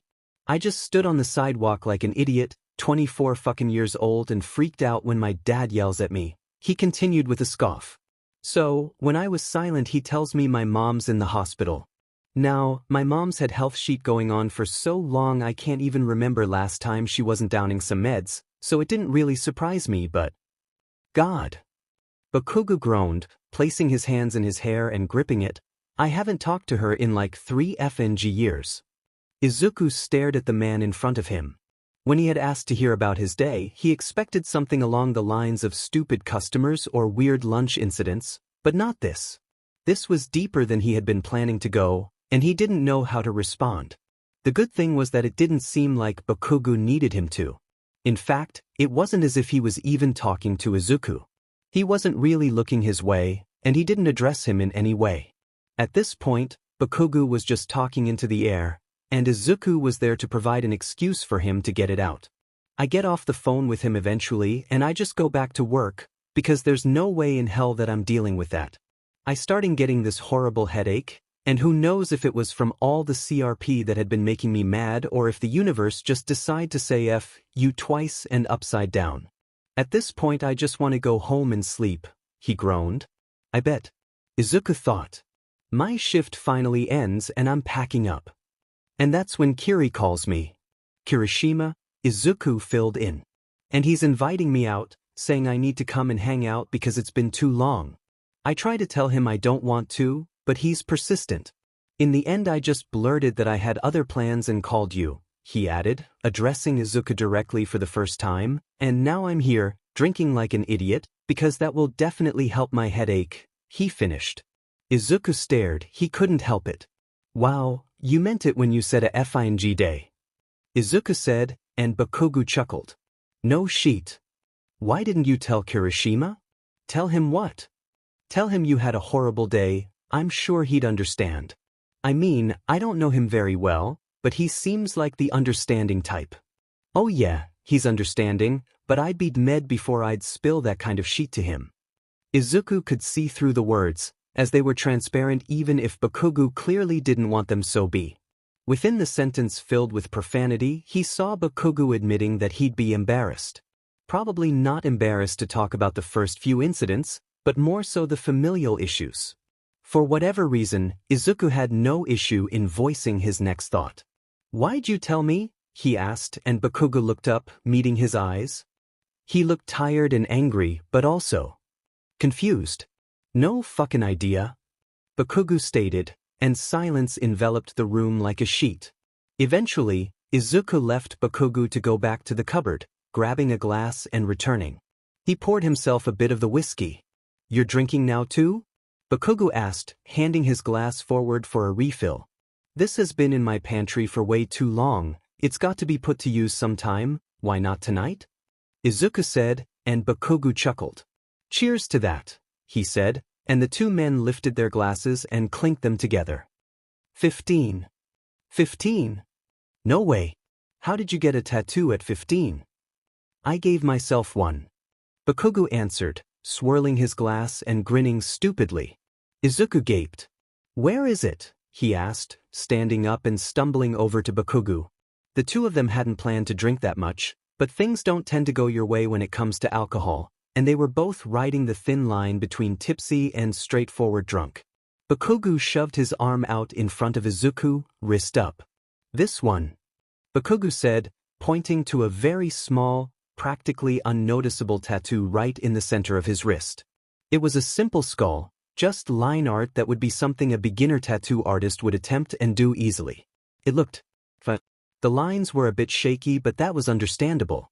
Did you just use a needle? Izuku asked, more than familiar with people who came in with stick and pokes that they needed fixed. Yeah, I was 15 FING years old, I didn't exactly have access to a tattoo gun. Bakugo said, and Izuku chuckled. Fair enough. Was it a thing you did with your friends? Or did you give yourself a tattoo alone? Izuku asked, for some reason chuckling at the thought of teen Bakugo giving himself a tattoo all alone in the dark of whatever bedroom he lived in back then. It was sad, but funny.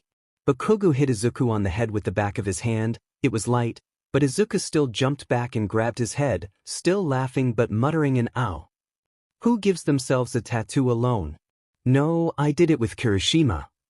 Bakugo explained, taking a swig from his drink and finishing it off, quickly grabbing the bottle and pouring himself another. You knew Kirishima when you were that young? Izuku asked, plopping down on the rug in his living room. A few drinks in, the two had decided that the kitchen stools weren't comfortable, and opted to migrate to the couches of the living room. Yeah, we met in high school. First year. Bakugo explained, squinting as if it took effort to remember which year it had been. I don't know how we became friends, because I put in absolutely no effort, but he's like a effing leech. If he picks you, you're not getting him off. Bakugo continued. Izuku laughed lightly at the metaphor. Is that why you're nicer to him? Izuku asked, and Bakugo looked up, a bit confused. What? Well, you're nicer to him. I noticed that the first time you came to the shop. Bakugo just looked confused, so Izuku continued. You weren't very nice to me, but you were somewhat better when it came to him. You didn't just yell at him. Izuku stated, and Bakugo grumbled, rolling his eyes. Izuku frowned. It's not a bad thing, you know, he said, and Bakugo paused. It's a good thing to have people in your life like that. People you're friends with. Izuku finished. I've got more than one friend, dipshit. Bakugo said. Yeah, but there's a difference between a friend and a friend. Izuku said. Bakugo blinked twice. Are you saying you think me and Kirishima F, or some sheet? No. No, oh god no. I mean if you do, that's fine, but that's not what I meant. Izuku rambled, covering his reddening face with his hands. I just meant that you have friends that you just hang out with, and then you have friends you're comfortable around. Sure, shorty. Bakugo scoffed, and Izuku uncovered his face to glare at the blonde. What? Don't call me that. Izuku grumbled, and Bakugo just smirked. Why not? Because it's demeaning. How is it demeaning if it's factual? I'm not even that short. Yes, you are. You're super short. I'm 5 feet 6 inches. That's short. Oh yeah, how tall are you? I'm 6 foot. Izuku blinked. No, you're not. Are you calling me a liar? Stand up, I'll show you that I've easily got at least 5 inches on you. Bakugo retaliated, pushing himself to stand up and wobbling a bit. Izuku followed, but reluctantly. Bakugo began walking around, mumbling something about a mirror before finding one in Izuku's guest restroom. Calmer, shitbird. He hollered, and Izuku complied. He stepped into the bathroom and was immediately grabbed by the shoulders and set into place. Bakugo positioned himself right next to him and their shoulders were touching. Izuku looked at the reflection in front of him. Demon, I am short. Told you, shorty. 5 inches, easy. Bakugo bragged. Okay, I'm short. But don't call me shorty. Izuku whined, and Bakugo felt the need to bend down a bit so that they were eye to eye. And what would you like me to call you? Deku. Izuku responded almost immediately, and smirk broke out onto Bakugo's face. I thought you didn't like that name. He hummed. Izuku sighed. I guess it's okay. But it's still not very nice. You know what would make it more fair? If I gave you a nickname. Bakugo's smile dropped completely. Yeah, no. Oh yes. It's only fair. Okay, what's your first name? Izuku asked. Bakugo scowled. Why the F, do you need to know that? Well, if I remember correctly, Izuku began, and Bakugo groaned at the shorter man's smug tone. You called me Deku because you thought that's how my name was read. Not my last name, Midoriya, but my first name, Izuku. Now, that's pretty impolite, isn't it? To address me by my first name? Be glad you got it wrong. So, you want my first name so you can make a nickname out of it to get back at me for being impolite and giving you a rude name?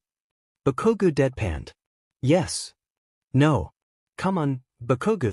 If you really won't tell me, I'll find out. I remember that it starts with AK. How do you know that? And I could always text Kirishima and ask him. Text Kirishima? What the F dash? Bakugo questioned. He came over to get some jacket at the shop the other day and gave me his number. Izuku explained, and Bakugo growled. Don't you dare text him, I'll kill you. He threatened, but Izuku didn't budge. The two of them were still standing, facing one another in the bathroom, cold tiles seeming very cold under their bare feet. Then tell me your name. Izuku pressed. Katsuki. Bakugo revealed, and Izuku smiled. Katsuki, he whispered to himself, and he could have sworn he saw Bakugo startle slightly at hearing his first name from Izuku's mouth. You're all angry and big, so I'll give you something cute. Izuku stated. Deku. Bakugo began. Kastuki-chan, Izuku said, and Bakugo froze, murder in his eyes. No? Probably too obvious. How about we shorten it and make it Katsu-chan? Deku, I swear to God. Oh my god, I got it. Deku said, completely ignoring Bakugo's obviously growing anger. Kachan. Bakugo's mouth dropped open, his eyes wide. If you ever call me that, I will murder you in cold blood and I won't even attempt to hide your shitty body. Bakugo began, tone low and terrifying, but the buzz of alcohol in Izuku's veins made him numb to any fear Bakugo was trying to pull from him. Now, Kaken, that's not a very nice thing to say, is it? Izuku asked in a baby voice, and Bakugo seemed to malfunction, not even sure how to respond to something so demeaning. Bakugo was slowly inching closer, and who knows what sort of injuries Izuku would have received if it wasn't for the sound of Bakugo's phone ringing. He quickly yanked it out of his pocket and there was enough time for Izuku to look and see that it was Kirishima FaceTiming him. Bakugo was serious about that, apparently. The blonde shot one last murderous glare at Izuku before answering the call and putting a finger up to his lips, telling him to stay quiet. Loud music was blasting from the other side, and Kirishima had to yell to have his words heard at whatever club he and his friends were at. Hey! Bakugo! Kirishima yelled, and Izuku could see him just lightly trying to push through a crowd. He eventually made it outside and the rest of the group seemed to be there as well. Hey! Bakugo replied blandly, looking annoyed.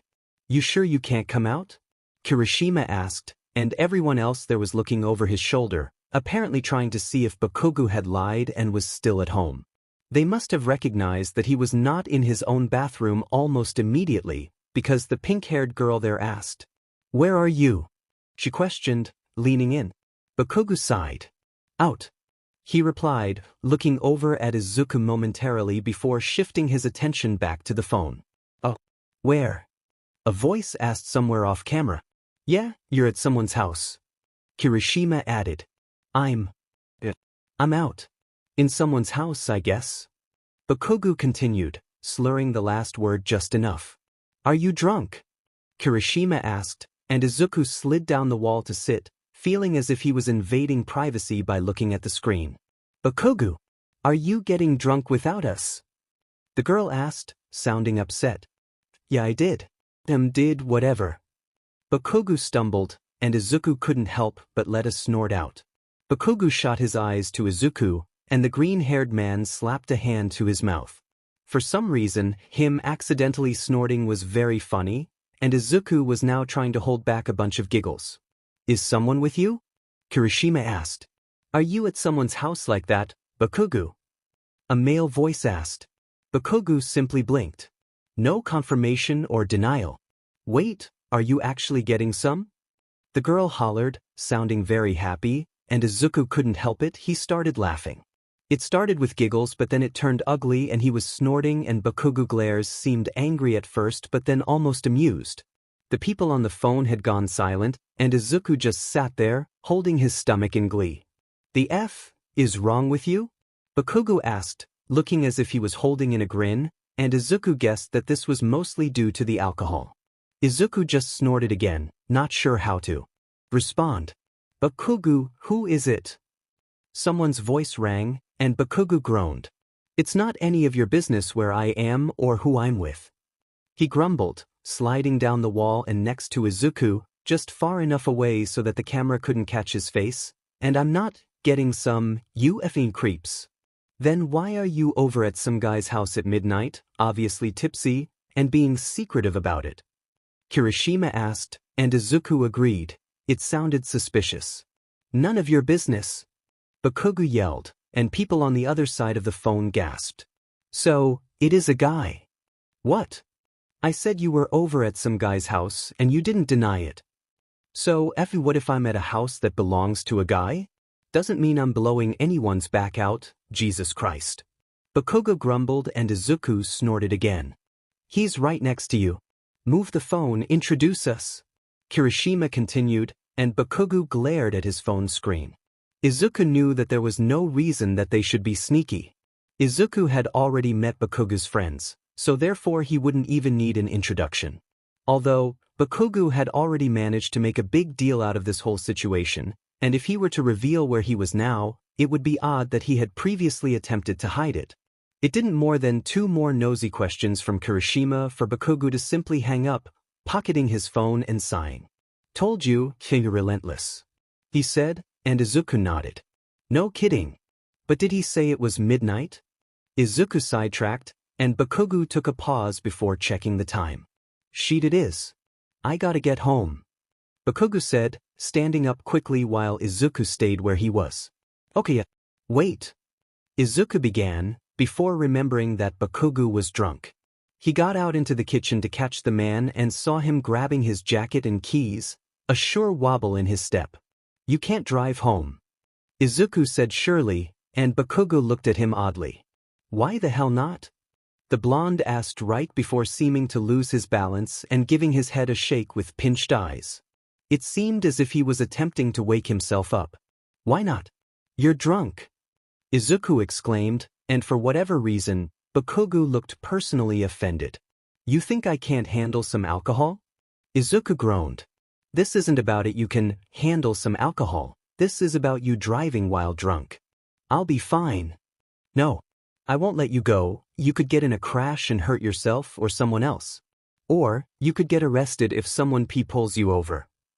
"You worryin' about me, Deku?" Bakugu asked with a smirk, and Izuku glared.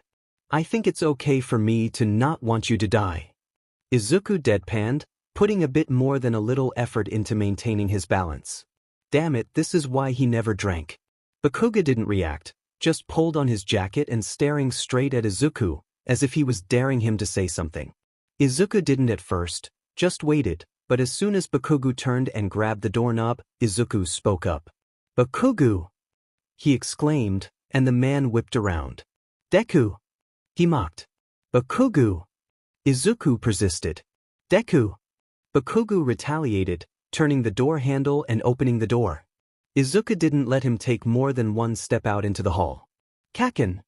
Bakugu froze in place, seemingly having forgotten that nickname during the phone call of earlier. He turned around slowly, eye twitching in annoyance. "Kaken, I'm not letting you leave," Izuku said sternly, striding over to the blonde and grabbing him by the sleeve. He looked too shocked and angry over the nickname to even pull away, and allowed himself to be pulled back into the apartment. "I told you not to use that effing nickname dash." Izuku locked and dead-bolted the door. Bakugu blinked. "You know I could unlock those, right? They're right here," he said, tapping the locks with his knuckle, once each. Izuku nodded but didn't speak. "You're staying here," Izuku reminded, and Bakugu made an angry grunting noise before stomping back into the living room, throwing his keys, which hit a wall, and yanking off his jacket, throwing that at Izuku. Izuku didn't make any attempt to catch said jacket, and just let it fall to the floor in front of him. "So, where exactly am I to stay? Or, is this an invitation to your bedroom?" Bakugu deadpanned, staring at Izuku so harshly that the shorter man felt a bit uncomfortable. "And no, it's not." Izuku stumbled, blushing now. "So, you're forcing to stay because I'm drunk, but you're making me sleep on the what? Floor?" "No, I dash. Because of this sheet, I'll be waking up with a hangover and a backache. I have a dash. I should have never come over here. This is a effing joke." "Kaken!" Bakugu froze again at the nickname. "I swear to God, I told you not to call me that. It's the only way I can get your attention." "Okay, well you've got it. So use it or die. Stop threatening my life." Attention fading. "Ugh. I have a guest bedroom." Bakugu blinked at Izuku. "It's down the hall." Izuku continued, pointing in the general direction. "And why did you wait so long to say that?" Bakugu asked, shoulders slumping in what appeared to be fatigue more than annoyance now. Izuku chose to shrug instead of replying verbally, suddenly very tired himself. "God!" Bakugu groaned quietly, running his hands through his hair. "Can you just go to sleep so I can sneak out of here?" "No!" Izuku exclaimed, staring towards Bakugu and looking up at him sternly. He saw Bakugo stare at him for a bit before the tiniest of smiles nipped at his lips. Izuku backed up, face feeling hot. Joking, Bakugo said, but Izuku wasn't sure if he was entirely convinced. Are you? Yes, Jesus. I'm not that stupid. Well, you were about to leave like 2 minutes ago. Yeah, whatever, shut the F up. Bakugo grumbled, voice rasping. The blonde made his way down the hall into the bedroom, and Izuku followed, his own door just after the other. He waited at his doorframe for a second before shuffling towards the guest bedroom. He spotted Bakugo searching around the room with his eyes. Kaken, he whispered, and he found that he liked the feeling of that stupid nickname on his tongue. As it had done before, it got Bakugo's attention. If, do you want? Izuku stared at the other man, worrying at his lip. Stay through the night, okay? I know you said you were joking about sneaking out, but it didn't really seem like one and, Izuku began, but a hand was over his mouth. Bakugo had done this before in the past, but this was much gentler, more obviously affected by exhaustion. You're insufferable, you know that? The blonde asked, and Izuku could do nothing but shrug. I'm staying, so don't get your pantries all in a knot. Izuku managed to crack a small relieved smile. He wanted to believe that he could trust the other man, more just to soothe his mind than anything. He didn't like the idea of him leaving in the middle of night and getting himself killed in a crash. The crash could even be labeled Izuku's fault, as he was the one who supplied the alcohol and didn't keep a close enough watch on his guest. Deku! A voice rang, and Izuku snapped out of it. The man was staring at him, and Izuku realized he was standing in the guest room's doorway staring into space. Sorry. Izuku apologized. He looked up at his guest and gave a small smile. Night. He mumbled, just quiet enough for the blonde to barely hear. Yeah, whatever. Bakugo responded, no. Kaken responded. Izuku found himself thinking of Bakugo as Kaken after this day. Such a silly nickname, made up under the influence of cabinet whiskey on a whim, but it would stick. It would really stick, and maybe a silly nickname was just another step in an uncharted direction for the pair. Katsuki was one to wake up very quickly from his sleep, something he was always teased for because it was just so odd. Not only did he wake up quickly, sometimes he would wake up and shoot up into a sitting position, breathing heavy and labred. It mimicked exactly what would happen to characters in movies after a bad nightmare, but Katsuki never remembered his dreams, if he even had any, let alone nightmares. Today was one of those days where he woke up and immediately sat up, blankets wrapped around his legs and fan blasting. Except this morning his blanket felt different, and his fan definitely wasn't blasting. It took a few moments and some half-asleep blinks for Katsuki to come to the terrifying realization that he was not in his bed, not in his bedroom, and not in his apartment. The feeling was fleeting as he quickly remembered where he was, Deku's place. He sighed and leaned forward, catching his breath from whatever non-existent nightmare his body seemed to be recovering from. After a few moments, he felt completely fine, or almost. His head hurt. He and Deku had drank last night. Katsuki began going through the events of the previous night, something he always did when he woke up with a hangover, just to make sure he had all the proper memories, even though this one was subtle. He remembered the horrible day he had had, he remembered Kiri's call, he remembered calling Deku, he remembered showing up to the apartment and asking for something to drink. He remembered Deku asking him if he was okay, and he remembered talking about. Jesus Christ. Katsuki grumbled, shoving himself out of bed and grabbing the shirt he had apparently disposed of sometime throughout the night. He hadn't brought any other clothes, since he wasn't exactly planning on staying, so he had slept in jeans. He typically would have been mad at his host for not suggesting to give some clothes, but Deku was a small guy, and Katsuki wouldn't have fit into any of his things, so jeans it was. He pulled on the tea and made his way out of the guest room, noting the dead silence that coated the entire apartment. Deku wasn't up yet. Katsuki knew it was around 6:30 a.m., because that was the time his body woke him up every morning, and the clock on Deku's microwave confirmed that. Katsuki leaned back on one of the kitchen counters and crossed his arms, tapping a finger on his forearm.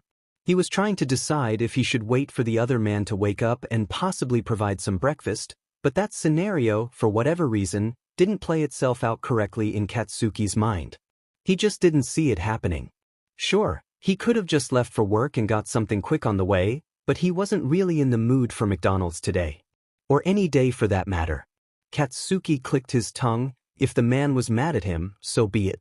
He started going through the cupboards and fridge, very quickly learning that Deku desperately needed to go grocery shopping. He had the basics, sure, but a few eggs and old frozen vegetables weren't enough to sustain anyone for breakfast every morning. Katsuki made another assumption, that being that Deku ate out a lot. Well, if Katsuki was anything, he was an innovator, and he'd work with what he was given.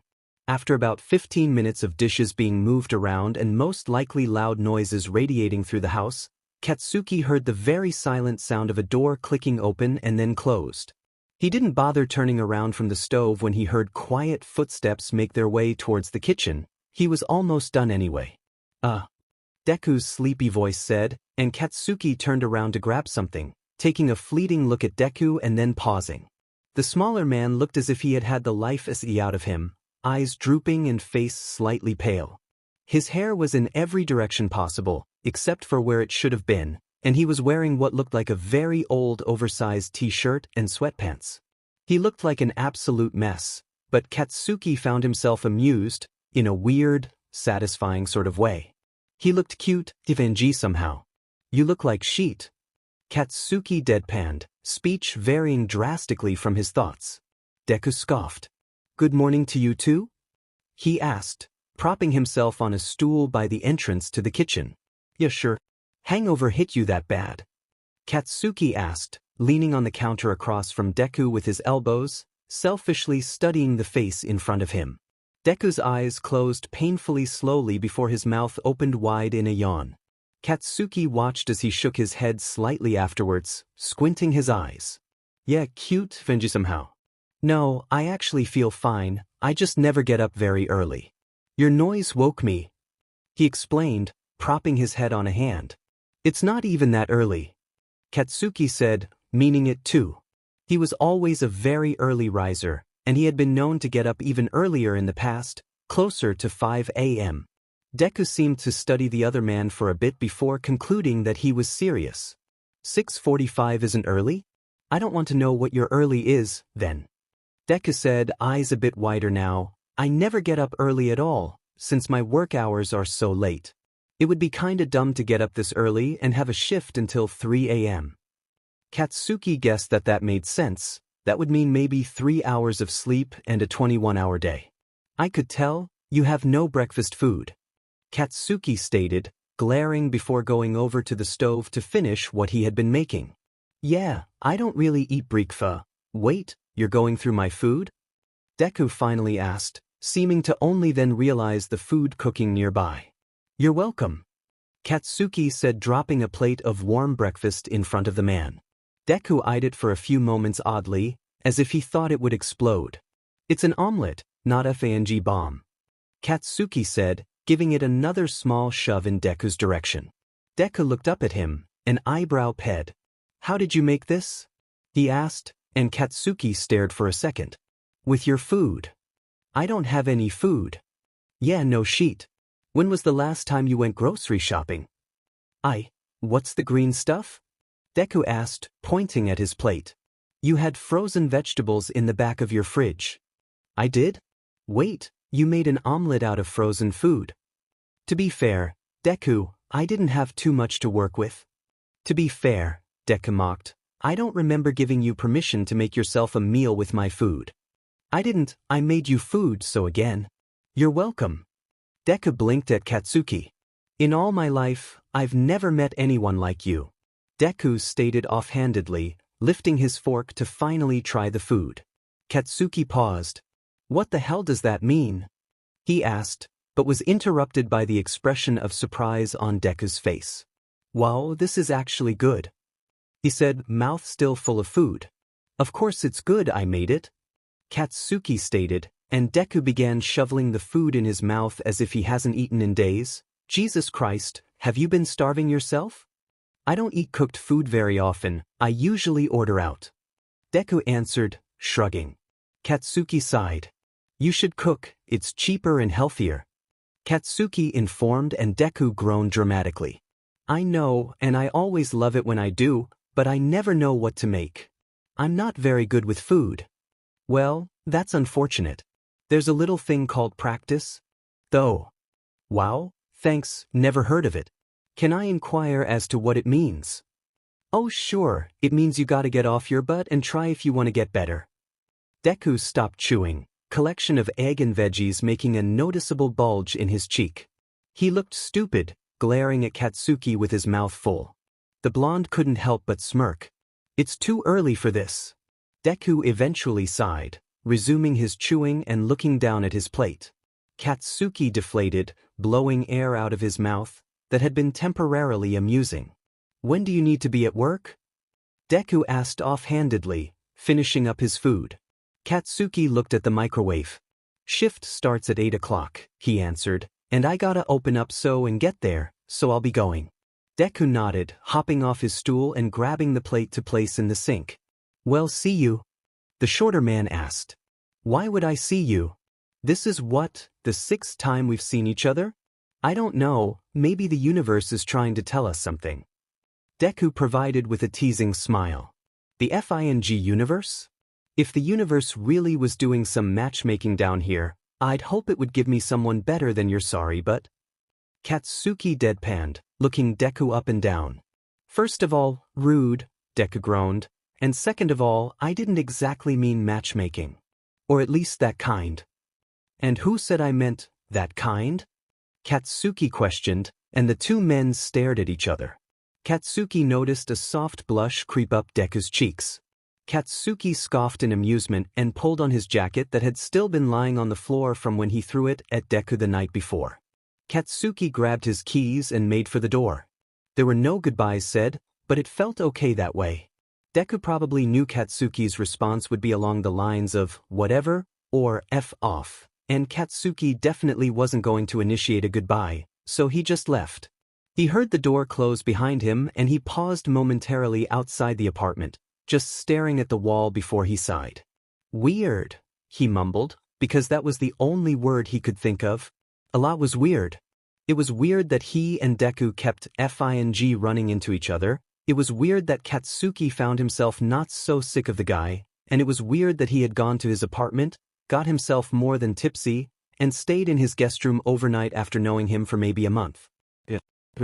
Katsuki was making his way down the stairs of the complex and thinking to himself. He got the fairly familiar urge to check his phone out of nowhere, just because his hands weren't doing anything else. He reached down to grab it and he paused on the stairs. He pat his pocket where he usually kept his phone, then all the others around it. His phone was in the apartment.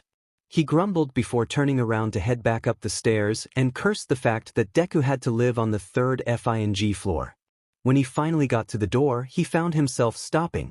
He didn't want to knock on the door.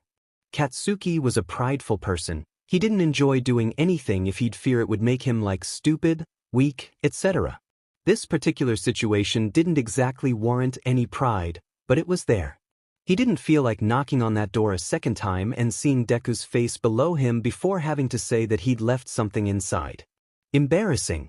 He considered just leaving it, but he'd have to come back and get it at some point, considering it was his phone and not something so easily replaceable as a jacket or pair of socks. He groaned again before knocking on the door 3 times. It was quite a while before he heard 2 locks rattling from inside before the door swung open. Katsuki looked down at the man in front of him, eyes showing no sign of surprise. Back so soon? Deku asked smugly, and Katsuki regretted knocking on that stupid door. I left, he began, but Deku swung his hand up, holding the very thing Katsuki had forgotten. Katsuki felt his shoulders slump. Yeah, that. Deku gave another smug smile and Katsuki rolled his eyes before swiping the phone out of the shorter man's hand and turning to walk away. No goodbye. Bye, Kaken, he heard and he froze. That was one thing from the previous night that had momentarily slipped his mind. He moved to produce an angry response, but by the time he turned around, Deku's door had closed in his face. Lil shit. Katsuki watched out the window of the music shop at a little boy on the sidewalk. The shop was on a fairly crowded street, and the blonde often passed the time by watching civilians make their way by. This particular boy had stopped his mother by grabbing the hem of her skirt and demanding in a voice loud enough that Katsuki could hear it through the glass that she buy him ice cream from the kiosk placed nearby. Katsuki had seen the women shake her head wearily, and the boy had screamed even louder, beginning a show of overdramatic waterworks. Katsuki produced a small before turning his attention to anything else. Katsuki didn't like kids. They were snotty and entitled, and everyone always gave them too much FING attention. Katsuki was aware that he was once a child as well, and a very bratty one at that, but he didn't choose to dwell on it. He had concluded previously that if he was someone cloned or his personality was placed into another body, he would not get along with himself. That went for a child Katsuki or a grown one.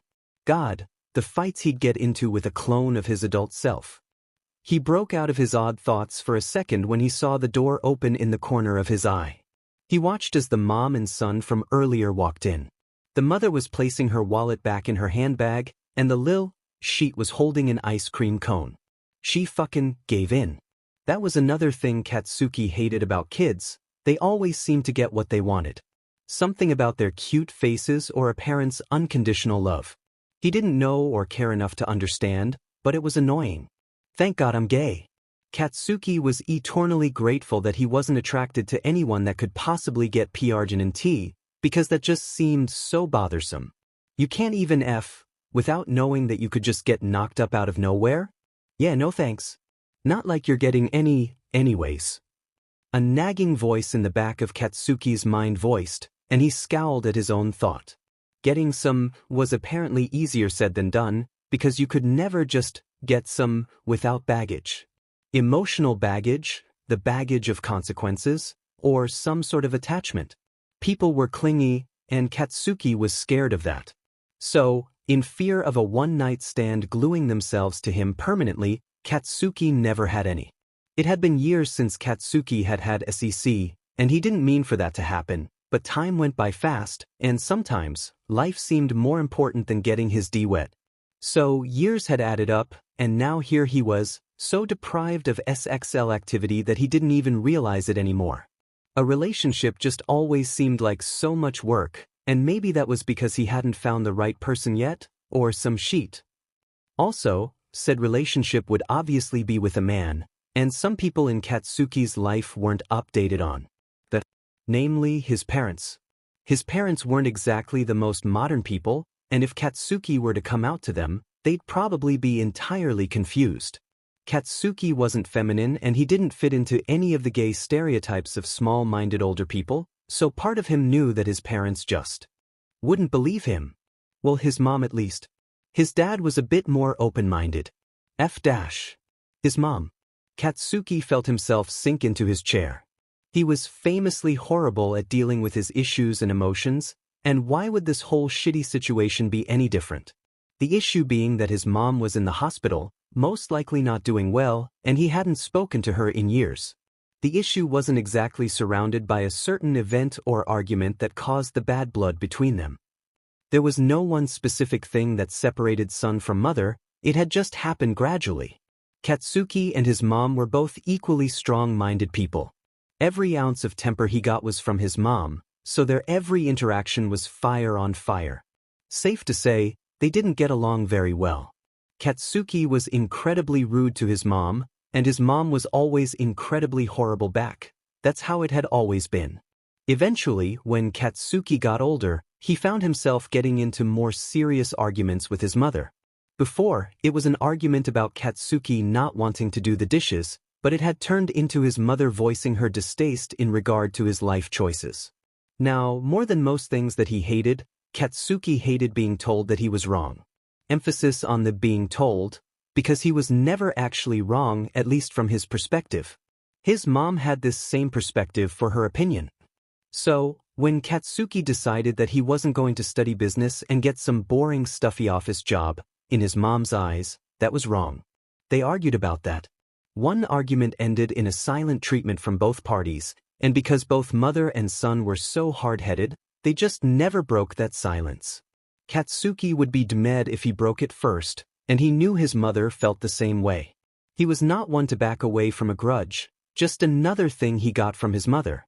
He had spent the last few years waiting for her to come to his door with some angry retorts so they could pretend it never happened because he definitely wouldn't receive an apology, but now his mom was physically unable to make her way to his door.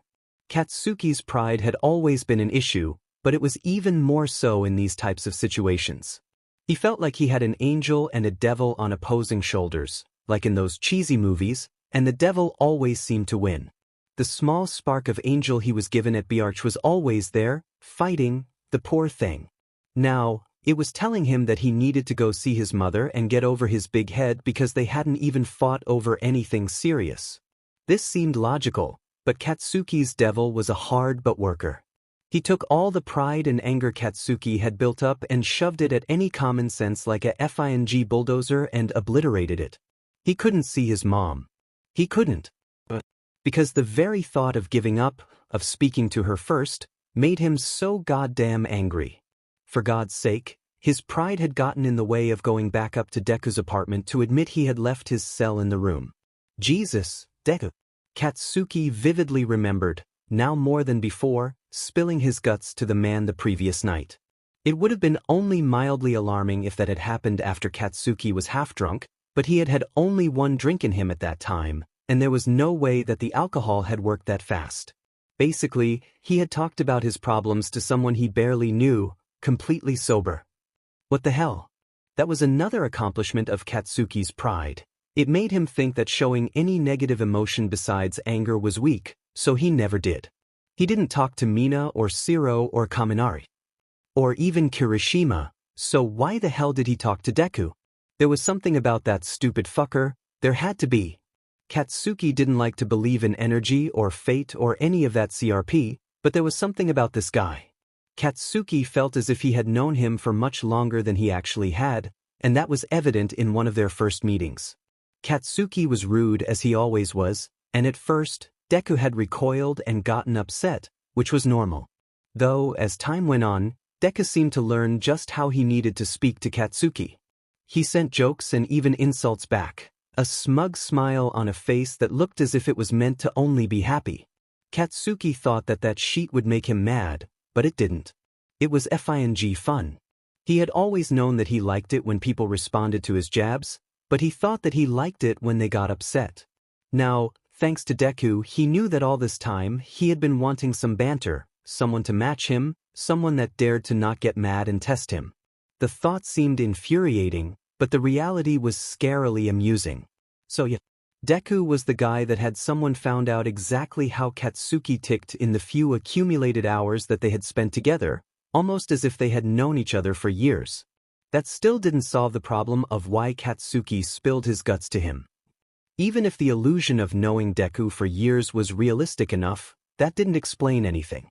Katsuki had known Kirishima for almost 10 years, and he still felt the need to maintain an iron wall around the man, who he knew was kind, understanding, and incredibly compassionate. At the end of the day, that might have been the issue.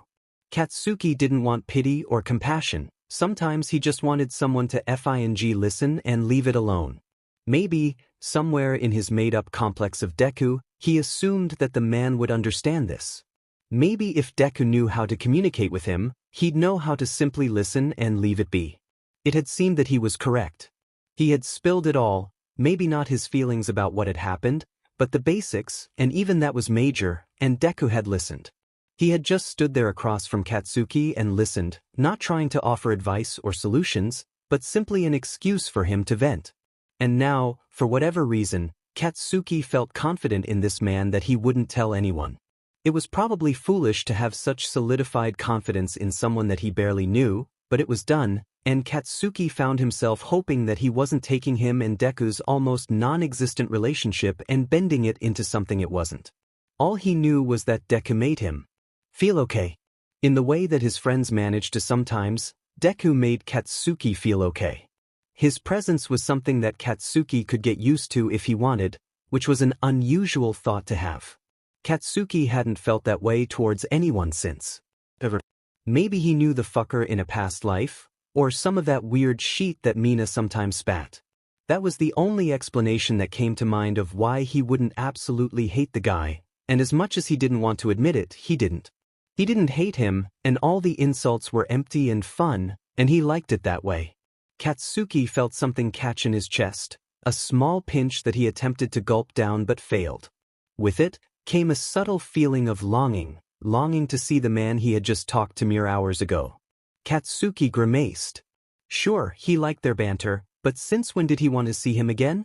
Well, they'd probably run into one another at some point, as they always did. That's not enough. Katsuki's own thought startled him. It wasn't enough? If it's just a maybe, I might never see him again. Since when was that so bad? Katsuki was interrupted from his mental battle by the mother and son approaching his desk with their selections. He silently rung up the guitar. Pick and strap the son had obviously chosen, trying to shove his thoughts into a side folder in his mind, but they kept slipping out. Can we go there too? The boy suddenly asked, pointing with a chubby hand across the street. No, we'll be late to lunch, honey, the mother huffed, and before Katsuki could process the angry retorts of the child, a thought slipped into his mind. Take Deku to lunch. Thing lunch? He exclaimed, and it took a second before he realized that it had been out loud. He slapped a hand over his mouth and stared at the customer in front of him, who looked positively scandalized. The child looked almost amused, and Katsuki wondered why before realizing that without his internal monologue, it had most likely seemed that he was yelling at the women for going to lunch. Oh God, no shoot. I wasn't talking to you. Katsuki stumbled, and the women stared at him and quirked an eyebrow before grabbing her bag, her change, her child, and hurrying out of the store. Katsuki groaned and banged his head on the desk. Take him to lunch, the thought persisted. Shut the F up, he mumbled, only at his own thoughts into the empty shop. I'm not taking him to lunch. Yeah, definitely not. Izuku woke up for the second time that day around noon. It wasn't accidental in any respect. He had set his alarm for 12 p.m. when he had gone back to sleep. He started work at 9 p.m. today and would be there until 3 a.m., so even being up at noon felt somewhat unnecessary. He couldn't even remember the last time that he woke up what would normally be considered early. When he had woken up earlier, due to Kaken's interruption, he couldn't believe how early some people woke up. What did they even do? Or, Kaken was at work now. Izuku yawned and stretched before slipping out of bed and shuffling into the bathroom to brush his teeth and relieve himself. As he worked his toothbrush in small circles, he thought about the previous night that the two shared. He had, before, been looking forward to the man's visit, but it had gone in a very different direction than he had anticipated. He looked forward to their now somewhat expected banter and a bit of fun teasing. They had gotten to that eventually, but only after quite a few rounds of whiskey and Kaken's minimal rant. Altogether, it was unexpected, but what the most surprising was Kaken's eagerness to talk about his issues, even when he said he'd never speak to his friend of almost 10 years about them. It was almost a bit scary to Izuku. What on earth made Kaken feel more comfortable sharing to him than any of his close friends? He must really trust me. For what? Sure, we've been around each other quite a bit lately, but only on accident. It's not like we've really planned to hang out outside of my work. So why did he tell me what he did? Are we friends? There's no way. But if we aren't friends, why would he vent to me? Is he trying to be friends with me? Am I just stupid? He was weird about saying he was here to his friends the other day. Why would that be? Maybe he's actually trying to get closer to me and he's embarrassed about it. That seems right for him. Izuku was mumbling all of this only to himself in front of him bathroom mirror, toothbrush left on the counter and forgotten. His conclusion was that maybe Kaken really wanted to be friends, but his pride was getting in the way. Izuku guessed that he had been completely oblivious the entire time. The truth was he had been oblivious, but even with this guess, he hadn't gotten much closer to the true reason Kaken kept near him. Well, to be fair, neither had Kaken, but he had no way of knowing that. Izuku made his way out towards the kitchen even though he knew of his dangerous lack of food. He'd have to go and get something out as usual. He thought back to the omelet Kaken had somehow whipped up hours prior and his stomach growled.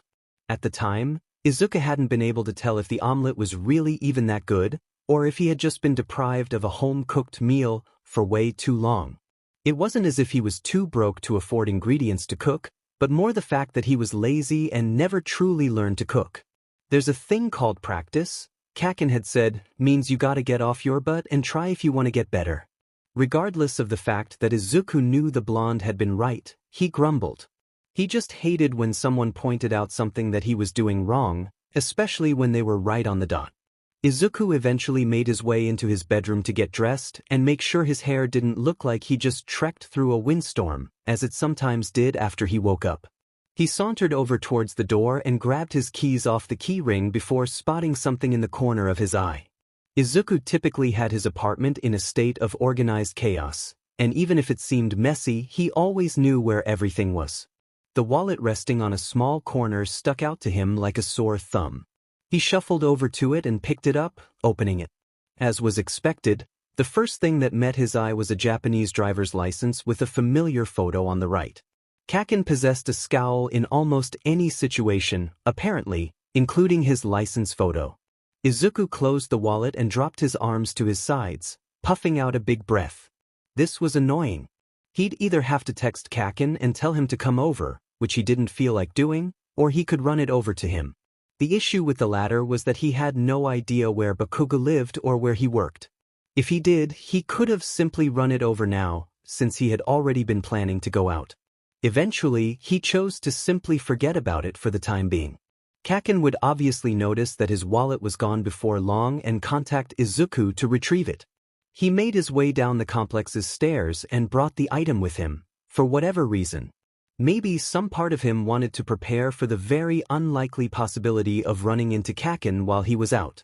After about 15 minutes, Izuku was in the tiny downtown area of his district, the same one that was comprised of his tattoo shop and 1,000 other small dives and bistros. He was browsing, wondering if he should stop by that fast food joint he frequented and get a burger and fries for the nth time that week. As he looked around, his eyes caught a store he had looked at many times in the past but simply glazed his eyes over. It was a small music shop, an instrument shop, stuffed between two other small businesses with bright orange paint lining the windows like a startling traffic sign. Could it be? Kakin had gotten to his house very quickly from work, and he was generally in the area quite a bit. To confirm, he thought of places nearby that would fit the description of the place Kakin claimed he went to for lunch. He did remember an Asian restaurant on a nearby corner with red and black decor that he had only walked by a few times, never having eaten there. Unthinking, he promptly parked his car near the music shop and grabbed the wallet from his console. If Kakin was there, then good. If not, maybe Izuku would just pretend he cared about instruments for a few minutes and look around. He approached the door and heard the tinkle of an overhead bell when he pushed it open, much like the one in his own shop. It was a few seconds before he was met with the rough beginning of a sales greeting. "Hey, whelp, the hell?" Kakin began before raising his voice with the question.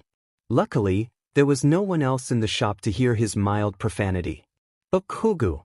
A voice rang before Izuku could even open his mouth to speak. "I'm not dealing with this again," the voice finished, the owner now showing himself after coming from the back. A relatively tall middle-aged man with dark, unruly hair and eye bags that almost looked superimposed on his face was scowling at Kakin in a way that sent a chill down Izuku's spine. "Yeah, whatever, Aizawa." Kakin responded, sending a glare back. "I'm serious. No swearing at my customers." Aizawa retaliated. Kakin rolled his eyes and Izuku fought the urge to tell him to back down and submit to the scary man. "Take a chill pill, old man, I know him." Kakin responded, and Izuku flinched twice. Once, because of Kakin's bravery, or stupidity, in his approach to his boss, and the second time when Kakin had finally addressed his presence and the red eyes of Aizawa were locked on his figure. Izuku gave a small smile and eventually, Aizawa sighed and started walking back towards storage. When he was out of sight, Izuku heard him complain to whoever else was back there with him. "Mike, I don't know how you convinced me to work here with you." What followed was a very enthusiastic, loud voice, but it was too muffled for Izuku to understand. After a few seconds, he remembered that there was a reason that he was there. He turned to Kakin, who was staring at him incredulously. "Hey, Kakin," he greeted, and the blonde seemed to only slightly react to the nickname he had previously swore that he hated. "How the F did you find me?" Kaken asked, and Izuku scratched the back of his neck. It wasn't really on purpose. I was out and I drove by and noticed the shop.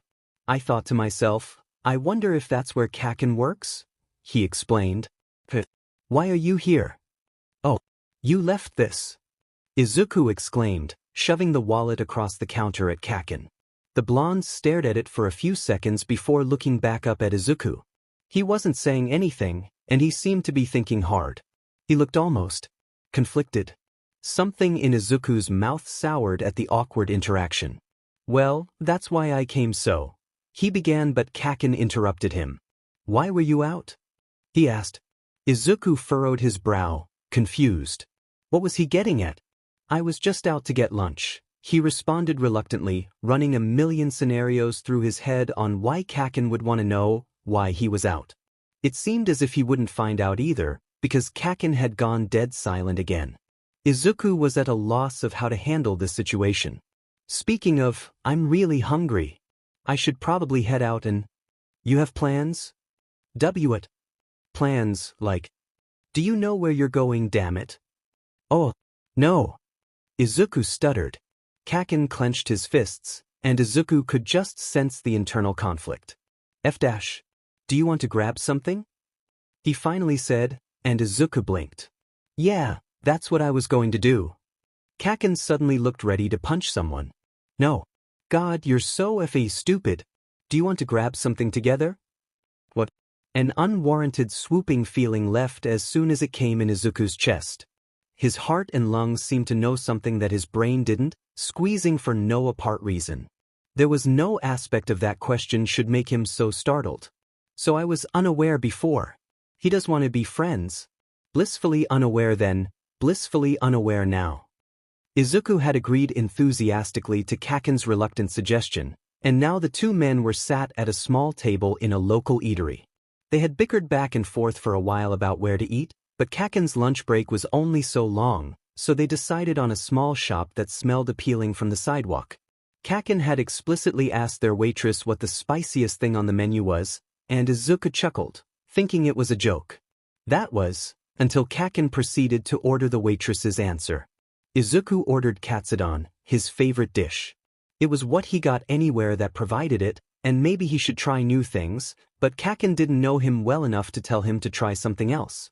They ate in a dead silence for a bit, and Izuku found it strange that Kaken would ask him to lunch and then make absolutely zero effort to engage in conversation. Not very good at making friends. Does he? He looked up at the blonde, who was going to town on his spicy noodles. He frowned, unsure on how to approach a discussion. Is it good? He asked feebly, tapping his chopsticks on the side of his bowl. Kaken looked up at him quickly, scowling. Huh? The noodles, are they good? Kaken looked at his dish as if he hadn't realized that he was eating it until just then. They're fine. I'd like more spice, though, he replied, and again, Izuku thought he was joking. To be fair, how could he not be? The dish was a dark shade of red that said in bold proverbial letters, I'll burn your demon tongue off. Really? It looks super spicy. Izuku voiced with a small scoff. Kaken looked at him for a second before shoving the bowl forward. Try it. Oh, no, that's fine. I don't really like spicy things. Izuku explained with an apologetic smile. In that case, I really want you to try it. Kaken told. Izuku rolled his eyes. You really don't mind? Nah, knock yourself the F out. Izuku used his chopsticks to grab a few noodles and brought them up to his mouth. He blew on them slightly, regardless of the fact that he knew it would do nothing since it was spice heat and not temperature heat. Within a few seconds of trying it, Izuku's mouth felt as if it was ablaze. Ah! He exclaimed, feeling a bit rude, since he had food in his mouth. He quickly swallowed and grabbed his water cup, feeling the heat travel down his throat and settle in his stomach. How do you eat that? He asked, sking water through his straw like mad and staring at Bakugu, who was holding in laughter. I'm not a pages. He responded. Not wanting to eat that does not make me. That. Izuku responded. You can't say pee-pee? Kaken asked, quirking an eyebrow and pulling his plate back towards himself. I can, I just don't like to. Izuku explained, still lazily sipping his drink. Why not? I've heard you swear before. It's a rude word. So is sheet. It's different. No, it's not. Sheet beach pages. All bad words or whatever. Kakshen. There are kids present. Izuku whispered, leaning forward. Kaken glared. First of all, is this nickname going to be a constant thing? Because it's kinda weird. Second of all, those are not kids, those are teenagers. Think they've never heard those words? You're just a prude. Are you going to keep calling me Deku? As far as I'm concerned, that's your DMN name. Well, then Kaken is it. Izuku confirmed, and Kaken let him go with nothing but a scowl and grumble as he got back to his food. Izuku smirked slightly. It was such a childish thing, to have nicknames for each other, but Izuku felt an odd rush of serotonin at the thought. Speaking of childish, Izuku directed his attention towards the kids he had mentioned earlier. Kaken was right, they were teenagers. Maybe freshmen in high school? Izuku wasn't sure, he wasn't great with ages. When he looked over, 2 of them were actually staring his way. They were looking over almost fondly, and when their eyes locked with Izuku's, they gave him smiles and pointed to Kaken before giving a thumbs up. Izuku simply smiled back involuntarily and they got back to conversation. It took him a few moments to figure that the girls had thought he and Kaken were on a date, and were congratulating him on landing a catch like the blonde. That was an odd thought. It was also odd that the girls would be so quick to assume. He and Kaken were just having lunch. Alone. At a small table. Sharing food. After Kaken had asked Izuku. When they weren't even close enough to be considered friends. Izuku's eyes widened. Is this a date? He gripped the hem of his shirt under the table. There was no way. Kaken would have specified, right? He wouldn't just ask Izuku to go to lunch and assume he would know, right? Right. Has Kaken ever even shown any romantic interest in me? He teases me all the time, but is it a flirty teasing? God, I don't know. If I ask him now, 2 things could happen. It is a date and he gets mad at me for being stupid and oblivious. B, it isn't a date and I make everything incredibly awkward and maybe ruin whatever the hell this actually is. You're mumbling, weirdo. Kaken suddenly mumbled, and Izuku jumped and accidentally shook the table slightly. Kaken shot his gaze up and was obviously surprised by whatever face Izuku was making because he made a small confused face when their gaze locked. Izuku, on the other hand, was having a very hard time. Now, under the possibility that this was a date, he decided to look at Kaken under a new light. He began wondering if he'd have to date Kaken just so he didn't have to admit that he was unaware of the connotations of this particular lunch. Only Izuku would consider such a thing before simply admitting that he was confused. Along with these thoughts came ones in regarding to Katsuki specifically. Worst case scenario. Was Kaken someone he would ever even consider dating? Kaken was undeniably attractive, which was one of the main reasons that Izuku doubted that he would ever ask him on a date. His jawline was defined but soft around the edges, his skin clear with pink undertones. He didn't have a single spot anywhere on any skin Izuku had ever seen, very different from Izuku's overabundance of freckles.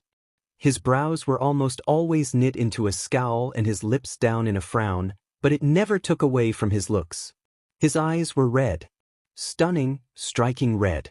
But a deep, wine red, not a bright stop sign red. He was tall, and when looking for partners, Izuku typically liked for his girlfriend to be shorter than him, but he had never had a boyfriend before. Though, he sort of liked how Katsuki loomed over him, having to look down to meet his eye. He was built, showing he frequented a gym somewhere nearby, and especially in his current short-sleeved shirt, Izuku could see the rippling of his biceps as he moved his arms around. It was a bit difficult, considering the presence of the tattoos, but it was still noticeable. Speaking of, Izuku loved Kaken's tattoos. It was the very first thing he would have admitted to liking about him. Back to their first meeting where Kaken had worn a short-sleeved shirt, back when Izuku had sworn to loathe him for all eternity, he had liked the tattoos. They were so clean and even, resembling a sleeve down his arm but truly consisting of a variety of separate pieces skillfully etched together with genius line work. There were flowers and vines that wrapped around his wrists and even came up one of his hands. Those seemed to be the connecting effect of everything else. Further up his arm, There were what looked like grenades, done in a way that was both minimalistic but detailed. There was also a theme of certain triangular spikes with 2 layers.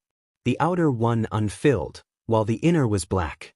There were also tiny skulls and other slightly gothic symbols along with numerous bigger pieces, all somehow wrapped together in a way that looked seamless. Izuku could stare at them for a very long time, simply adding the mastery of its composure to his notes and dreaming of being able to ink something to rival it himself someday. So yes, there were things that Izuku could appreciate about Kaken's appearance. Quite a few things, apparently. But there was always the subject of his personality to take into account. Kaken was rude and loud and vulgar and very different from Izuku. Izuku should have hated him, but he didn't.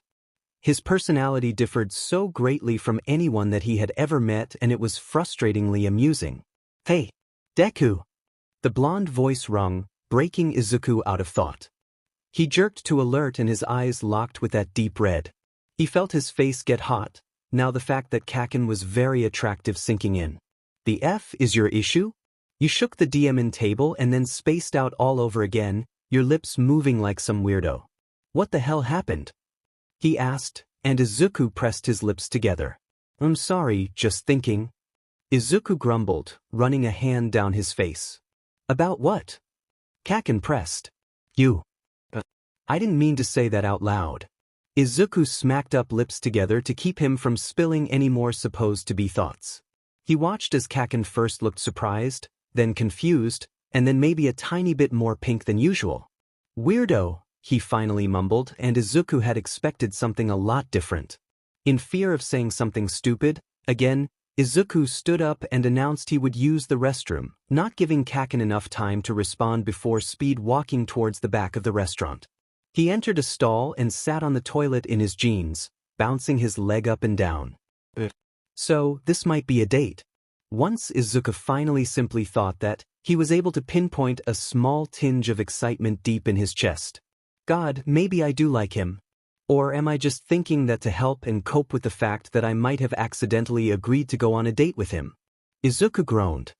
His brain started working on overdrive, feeding him images of him and Kaken in a relationship. Going to dinner together, spending time together alone, holding each other, kissing. Izuku was getting hot and bothered. He hadn't really thought of him and Kaken together in that way before for a few reasons.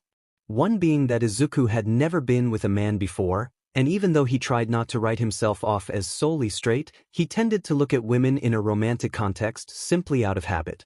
A second reason was that Kaken seemed to be far out of his league in almost every way. The man was gorgeous. Why would he like Izuku?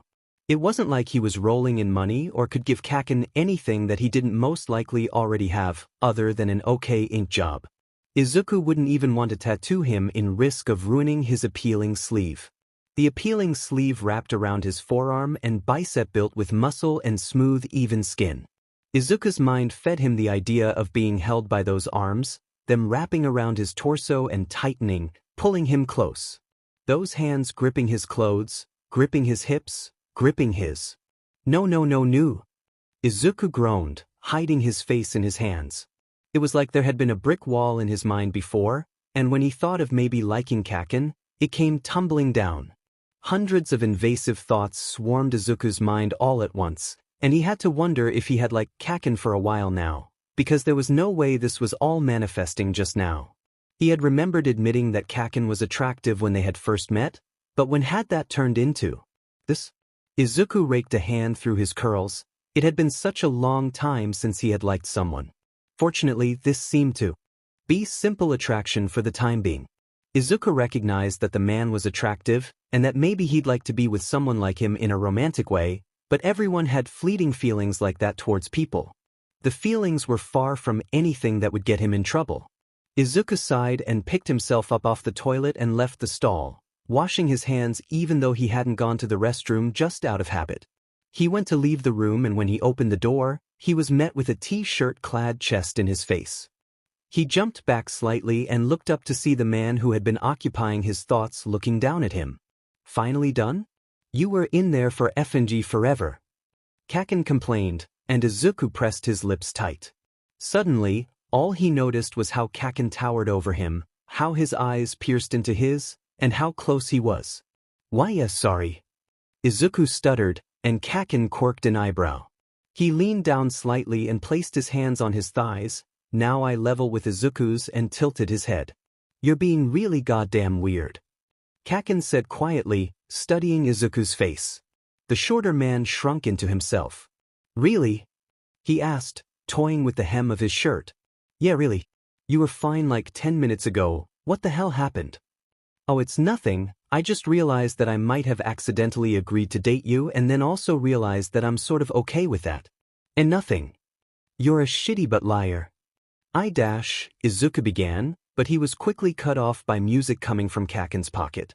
He pulled out his phone and hit the green circle to answer the call. "Yeah?" he asked abrasively. "But Kugu, my man."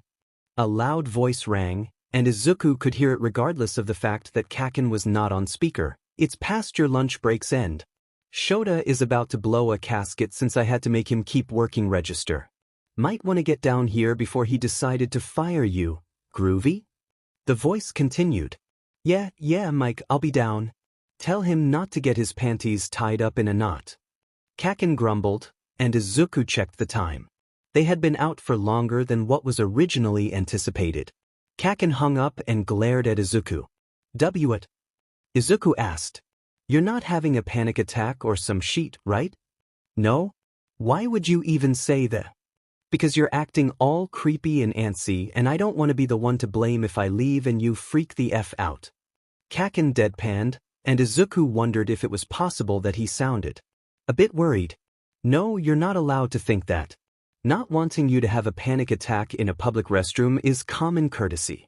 "No, I'm fine, promise." Izuku reassured, giving a genuine smile. And God, he could have sworn he witnessed Kaken's eyes scan his expression before the tips of his ears went red. "Stop smiling like that, it's annoying," he mumbled, and Izuku quirked an eyebrow. "Annoying?" he asked. "Yeah, annoying." "Do the tips of your ears turn red when you're annoyed?" Izuku asked, tilting his head quizzically. He was blissfully unaware to just how harshly smug that comment had sounded, but he was genuinely curious. He didn't expect the blush on Kaken's ears to creep up his neck and down the remainder of his ears. "You!" Kaken began, looking angry. "God, whatever, I'm leaving," he exclaimed, and Izuku started. What had he done? "Wait, Kaken?" Izuku yelled as Kaken left the restaurant. The shorter man exited as well and turned to see Kaken stomping down the sidewalk towards his shop. Izuku frowned. "Yeah, there's no way he likes me."